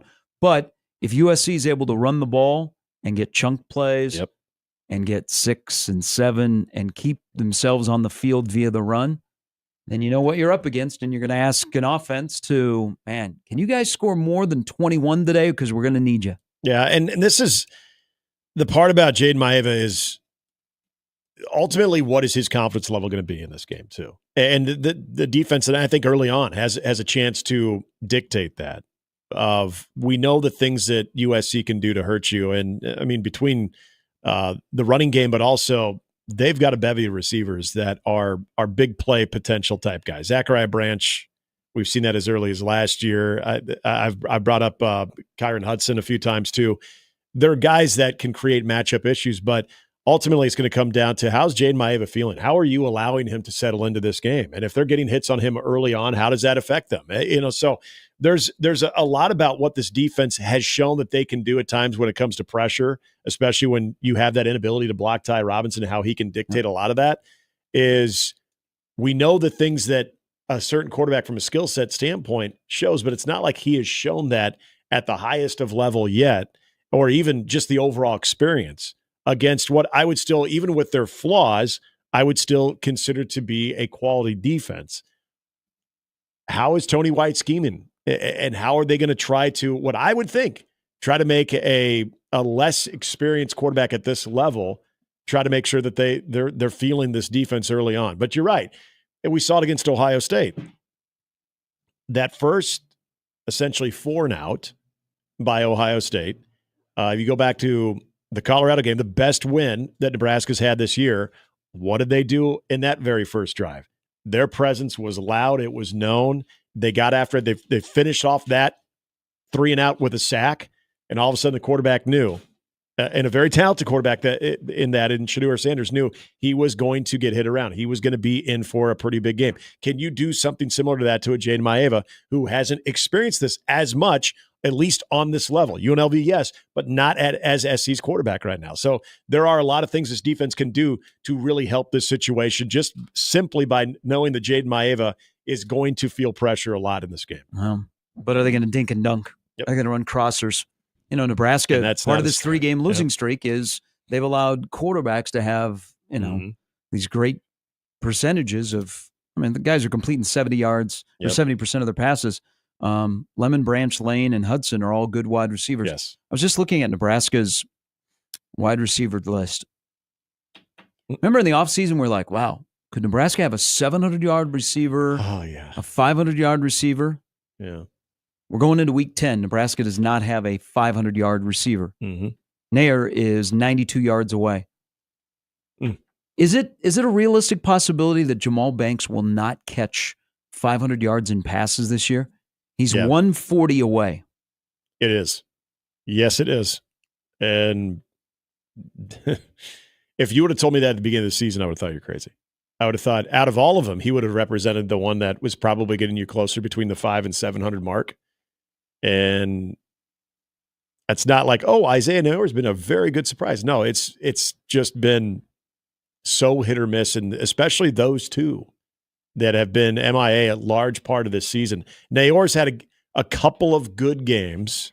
Banks was better with the lesser competition, but it's almost as if you present a Big Ten defense to Jamal Banks, and it is big time struggle bus. You spent some money on two wide receivers who are in terms of catches, your third and fourth option behind Barney and Fedoni. Yep.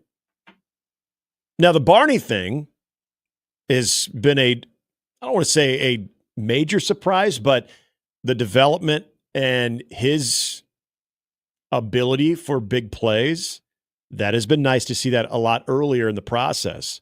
But with that pleasant development, you've had two that you had to have. For this offense to evolve and for it to be as impactful as it had, you needed at least one, if not both of those guys, to be closing in on 500, if not both of them over 500. Still no touchdown receptions. Nebraska's only thrown 10 touchdown passes in 9 games. 10 touchdown passes in 9 games. And they've thrown 1 in the last 4. Yep. That's the other trend that is not great. All right, those are numbers. Brandon Vogel likes numbers. He'll join us in about 15 minutes. From counterread.com, this is Mornings with Sharp and Handley on 1620 The Zone.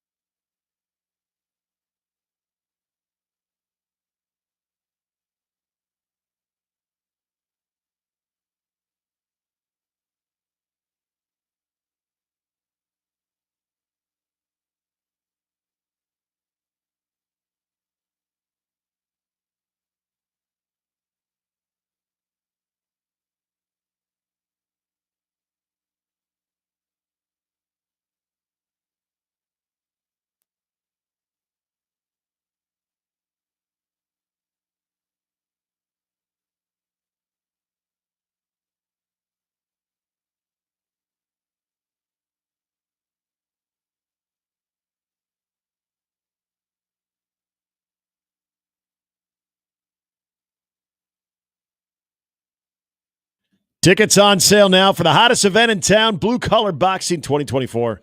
Baxter Arena on Wednesday, November 27th. Local union members will face off in the boxing ring for charity with proceeds benefiting the Nebraska Center for Workforce Development and Education and United Way of the Midlands.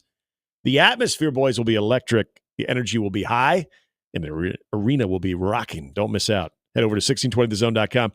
Check out the contest for a chance to win your way into the event. That was perfect timing. 50 at the high V. He was. Not the come and go. A lot of come and go slams going on today. I don't like it. Because they're taking them away from us. Yeah, just like they took R. Kelly and P. Diddy. All very similar. Thank you. Thank you. Brandon Vogel's going to join us here in a little bit. I did not know this. So we were having a discussion earlier about Midtown and some empty storefronts. Yeah. So one of our listeners was like, hey, I guess I'm the Sioux Falls expert. What? How'd you get that job?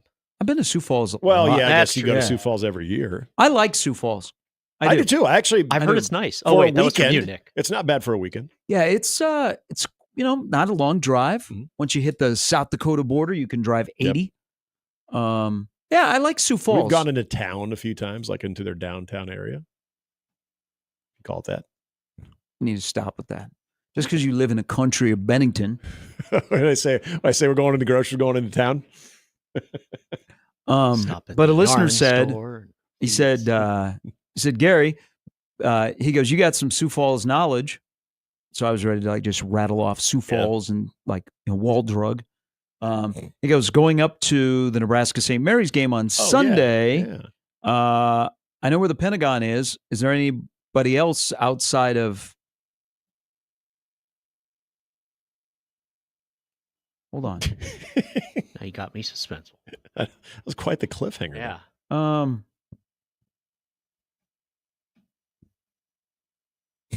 This is great. Holy cow. It's either about Gretna or Jacob Bigelow. No. A really good friend of mine just got hired in the WNBA as a head coach. Oh, really? Well, that's kind of cool. Could you share this information? I'm They assuming need it's a not play-by-play public. announcer. Carl Smesko, who has been the head coach of FGCU women forever, is leaving mid-season to become the Atlanta Dream head coach. Oh. Wow, that was not on my bingo card. Okay. All Sorry right. about that. He's a good friend of mine. He lived in my house for a little bit. So back to what the hell is Sioux Falls. Yeah. Okay, so this Great. listener, he said, I'm going to the game at the Pentagon. I know where the Pentagon is, but I'd like to see more of Sioux Falls. Go to Obscure Brewing. So I said, he's like looking for a sports bar. Oh, okay. Wants to watch some games on Sunday. I think they have TVs there. I said, Let It Fly. Oh, yeah. So that's like the two Let It Flies that are the OGs were Memphis and Sioux Falls. And I've been to the Sioux Falls one a couple of times, and they got a bunch of history, like South Dakota history I've never been on the walls and stuff. Okay. He just told me, he goes, the Let It Fly in Sioux Falls is closed. Oh. Wait, when would that have been around? Like when would that have opened? Was that pre-COVID? Post. Okay, that was the last time I was at Sioux Falls was the weekend before everything shut down at the Summit League tournament when our beloved Omaha Mavericks lost to Oral Roberts. I'm blown away by Smesko taking That's that really job. cool. So he said, he goes, I just checked. He goes, Let It Fly in Sioux Falls is closed. That's because now Let It Fly is just Omaha, because they got two locations in Omaha. They're both doing pretty well. Yeah. That's wild. The Let It Fly in Sioux Falls, in a newer growing area of Sioux Falls, like it's really cool. I went there and watched Nebraska, Iowa women play in the Big Ten tournament last year when I was up there for the Summit League tournament. Yeah. All right. So if you're going up there, there's a lot to do in Sioux Falls, and there will be a lot of Nebraska fans. Yes. There'll be plenty of Nebraska fans that will be up Nice there weather. on Sunday. Because I know, so when we went into their downtown area, Obscure Brewing, I think it looks like a newer place, but the beer was good, and they did have TVs and whatnot, so you could watch some of the sports that'll be going on Sunday. You can watch some NFL. I don't know if they have like the ticket or anything, but good beer. So if you're a craft beer fan, I would highly recommend Obscure Brewing. That was a good place. It's a good place to go. I think for Creighton, Omaha, and Nebraska, they should find a way with their teams to play frequently in South Dakota and Kansas City. Yeah.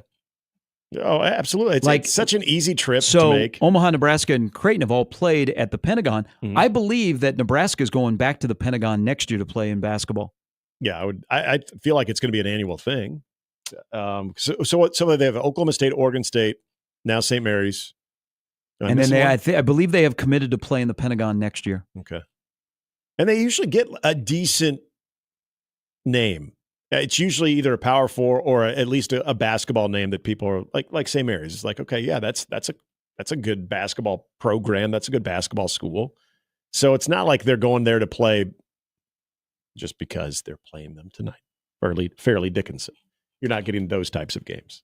So the Kansas City thing I would love, because especially for Nebraska, because then you can rekindle the old Big 12 tournament days, which was a blast. I mean, so much fun. I mean, Creighton, the last time they were there, didn't go so well. No. But, I mean, I think Creighton, Nebraska, and Omaha should all spend time in Kansas City. Yep. Look at you saw the Iowa State fans love Kansas City. Oh, yeah. Now, they're able to go there more often because they're still in the Big 12. Mm-hmm. Nice people. It is. That, to me, is still one of the great postseason tournaments ever. That location, the way that they pull it off. Covering it. It's always a lot of fun. It's awesome. The first time I ever went down there was the first year when it was the Sprint Center, when they moved it over there. Many beverages consumed. It's Friends amazing that I do remember it, but I do. And I didn't know what to expect. I'd heard of this Power and Light District, had no idea what the hell I was getting myself into. I remember running into SIP of all people too. Wow. That we walked out of the game I remember getting to the Sprint Center pretty early, so there wasn't a lot going on at the Power and Light District yet. But then when we got out, because it was one of the earlier games, that place was jam-packed. I didn't want to leave. Even when Nebraska got eliminated from the Big 12 tournament, I'm like, I think I might stick around for a day or two because it was so cool. Now, I get it. You're not going to have that type of atmosphere from a tournament standpoint, but being able to have that many Nebraska fans go down just for a game at the Sprint Center, or if you have some type of MTE, I'm sorry, not T-Mobile Center, MTE there, it would be a huge, huge following. I would love that. All right, we'll take a quick break. I'm blown away. You're stopped in your tracks. I had to break up a fight in my house one time between a friend of mine and Smesco because friend got drunk. Yeah. And he goes, effing Gino Auriemma over there. Who's he think he is? He went and challenged him to a fight. Oh, really? Yeah. I like the passion. Smesco also was dating a roommate of mine. Oh, yeah? Yeah. She lived there for a little bit. Okay. of history now, the Atlanta Dream coach. He's a great coach, man. But he's leaving. College basketball season just started. Yeah. He had an opportunity. He got offered. He's been offered some major Power 4 jobs, and he stayed at FGCU. Oh, wow. And now he's going to the WNBA. That is interesting. Wow. All right. Brandon Vogel will join us next on 1620 The Zone.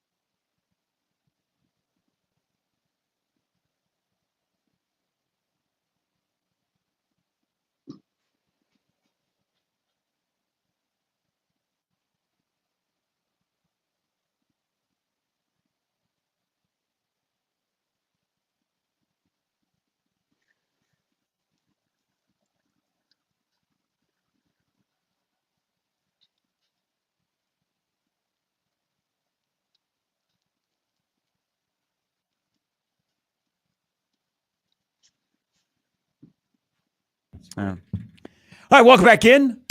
Let's welcome in our good friend from counterread.com. Great content in the bye week. There will be more with what is to come as we welcome in Brandon Vogel. Good morning. Good morning, guys.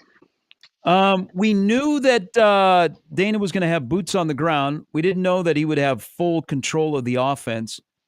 So what does this mean for this offense with this current personnel? I mean, I think a realistic hope is you hope things will look a little bit cleaner. You hope there's a little bit of, I think, renewed energy. We're not assuming Nebraska to come out and look like 2007 Texas Tech on Saturday. So what's that look like? I mean, I think whether it's Raiola or Harburg at quarterback, I'll be watching closely that completion percentage. Nebraska, both in terms of what it's been able to do in the passing game over this 3-game losing streak and also what it's allowed, it's kind of a startling gap when you look at just those 3 games. So I think that's kind of a key piece to this.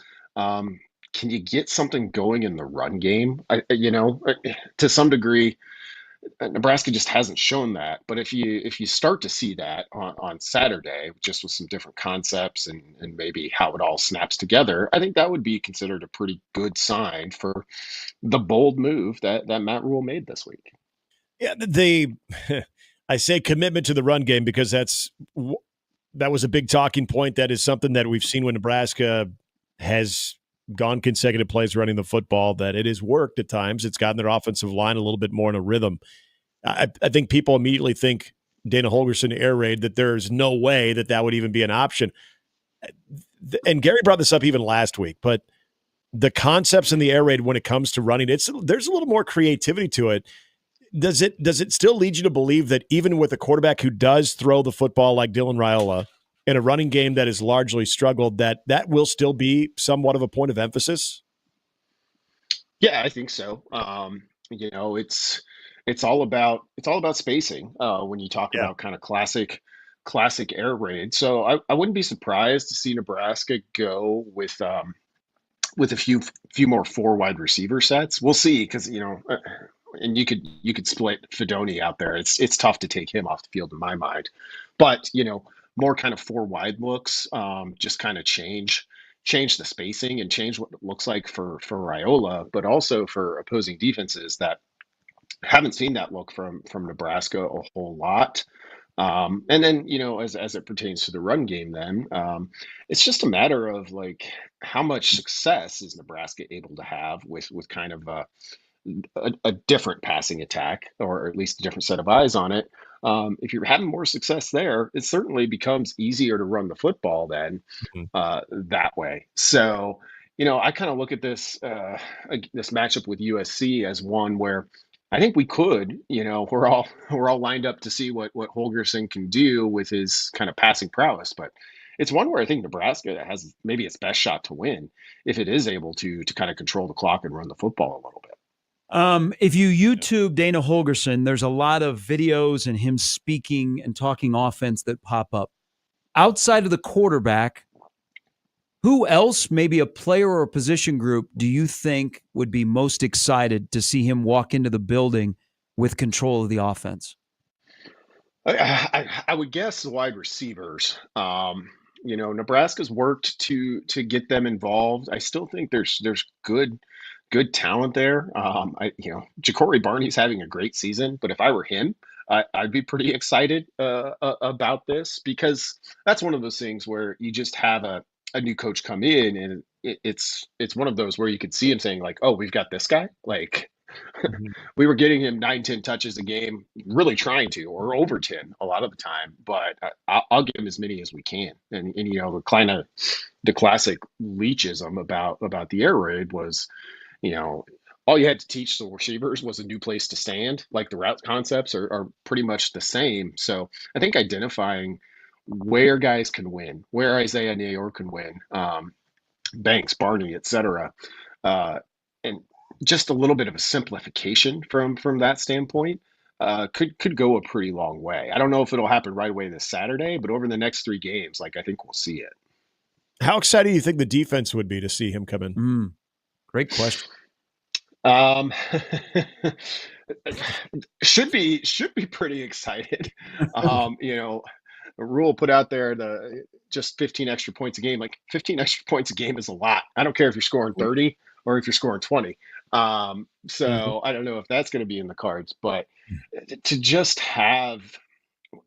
So Nebraska has not scored enough points. That's true of the entire rule era to really, I think, maximize how good this defense has been. Um, but even having the opportunity to score a little bit more quickly, that's kind of the added piece that's missing this year.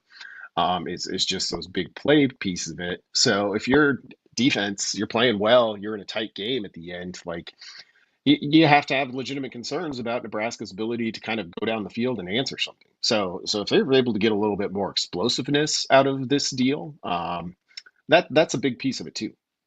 Where did this offense get sideways? That's a good question. I think if we trace it all the way back to the beginning, and some of the concerns about the perimeter blocking piece of it, like it was clear they wanted to implement RPO to a much greater degree than last year. I think they kind of viewed that as a way to offset what they were giving up in QB run. But if you can't block those plays, then you're kind of just throwing into the wind a little bit. So I think that's a big piece of it. The run game, and it's hard for me to know exactly why that's been so stagnant, because they've been committed to it. But and this offensive line group, largely the same, but dealing with some injuries, was fairly decent, above average in terms of run blocking last year. Hasn't been quite as good this year either. So you get into Big Ten play, and all of a sudden the things that were working, kind of the plays that Raiola was making, they aren't there anymore against better defenses, against like talent. And I think you've seen a little bit of the true freshman piece of it come into play as things have not gone as well, which to some degree is to be expected, but it's had an impact. This is going to sound like kind of a weird question, but bear with me. If you had to say what has a bigger impact against the offense to this point, if I'm throwing play calling flow versus overall execution, and I know in a way that's kind of an oxymoron because you can't have one without the other, but we've seen where maybe the execution has been better at times, but all of a sudden the situation and the call that's being made doesn't make a lot of sense. What do you think is a bigger impact that has derailed this offense, the play calling or the play flow versus just the overall execution? It's a tough one. The one that jumps out to me more is the flow, or really the lack thereof. Yeah. Nebraska throws pretty often on first down, which is fine. They had some success with that early. It just drives me crazy across college football, and it's happening in Nebraska a lot. The incomplete on first down, second and down. Well, we'll just run and try and get something back. Like it's just it happens all the time. Like a lot of teams do that. It's just so risk averse, and when you're struggling the way Nebraska's offense has, it really irks me to see that. So that kind of comes to mind in terms of the play calling flow. I mean, I think, to take it all the way back to like the best we've ever seen it at Nebraska, like the thing that made Osborne great was that, like the flow, like improv jazz sort of stuff of like, okay, we've shown you this is what you've shown us. We have an answer for that. I don't get that sense with Nebraska. And that's one of those things where you hope bringing in somebody who, even Lincoln Riley admitted this week, is a very talented play caller, can help you. They can be all the same plays. But what happens when you put the notes in different order? Do you get a better song? And is that an example? Because this is one of our takeaways, and I'm sure you saw this as well. Let's use that last score that Nebraska had against UCLA. It looked, not only did it take a lot of clock, but it looked so hard. They made that drive and just getting the ball in the end zone look so hard. Is that one of those examples of, the flow, the sense of urgency, all those things that is, it's okay to expect could be in play as early as Saturday, that you do those things where if they get in the end zone, you don't feel like you just ran a marathon. You're like, God, that was exhausting to watch them get in there. Yeah, I think so. And it seemed pretty hard all the time. Like, Yeah, that was just you one. know, I'm not disagreeing. Like, uh, you know, coaches are great at coming up with opening scripts, and people always overact kind of opening drives one way or the other, oftentimes. And but I think when you get into it, like what really good play calling is being able to kind of script real time. So on a drive like that one against UCLA, and I think this comes down to Nebraska's just not having a lot of success. It's like, well, here's the play we want to run right now. We'll see if it works, and then we'll do the next one. Like on a drive like that, you want to be able to be like, okay, we're running 1, 2, 3. Like this is, kind of a three play suite. And we're confident that if this happens, that will happen and that will happen. Yeah. We haven't seen that very often. It's from Nebraska. Occasionally when they go up tempo, it looks that way a little bit, but not nearly often enough. What is Nebraska walking into Saturday? This is a really good question. We talked about it last week, I think, when the news was fresh. Having looked at the decision to move to Mayava at quarterback surprises me a little bit. Miller Moss was 27th in QBR. Like when they won games, he was completing about 70%. Like Mayava's career percentage is about where they have been in USC losses this week, which isn't to say he's not a good quarterback. Mountain West Freshman of the Year. But I haven't been able to source kind of like the major upside. So in terms of setups for a game, you could convince me almost anything is going to happen in this one because both teams have like pushed the randomize button because they feel things slipping away. And USC is probably a little deeper in that hole than Nebraska is, but just a little bit. So what's Nebraska walking into? I think it'll be a stadium on edge. It'll be a stadium with plenty of seats available for Nebraska fans and plenty of Nebraska fans filling them. And it's going to be one that's really, really up for grabs. It's not kind of one, we know what the line is on the game, and it feels fairly just, I think, for where USC sits. But it's not one where I think Nebraska's walking into a hornet's nest. It's walking into a lot of uncertainty and bringing plenty of its own. Well, and what is between the numbers of Nebraska's ability to bounce back from either subpar performance or just a bad performance versus what they do against offenses that have a similar personnel package the way that USC does, what do you trust more on Saturday between what Nebraska defensively is up against with USC?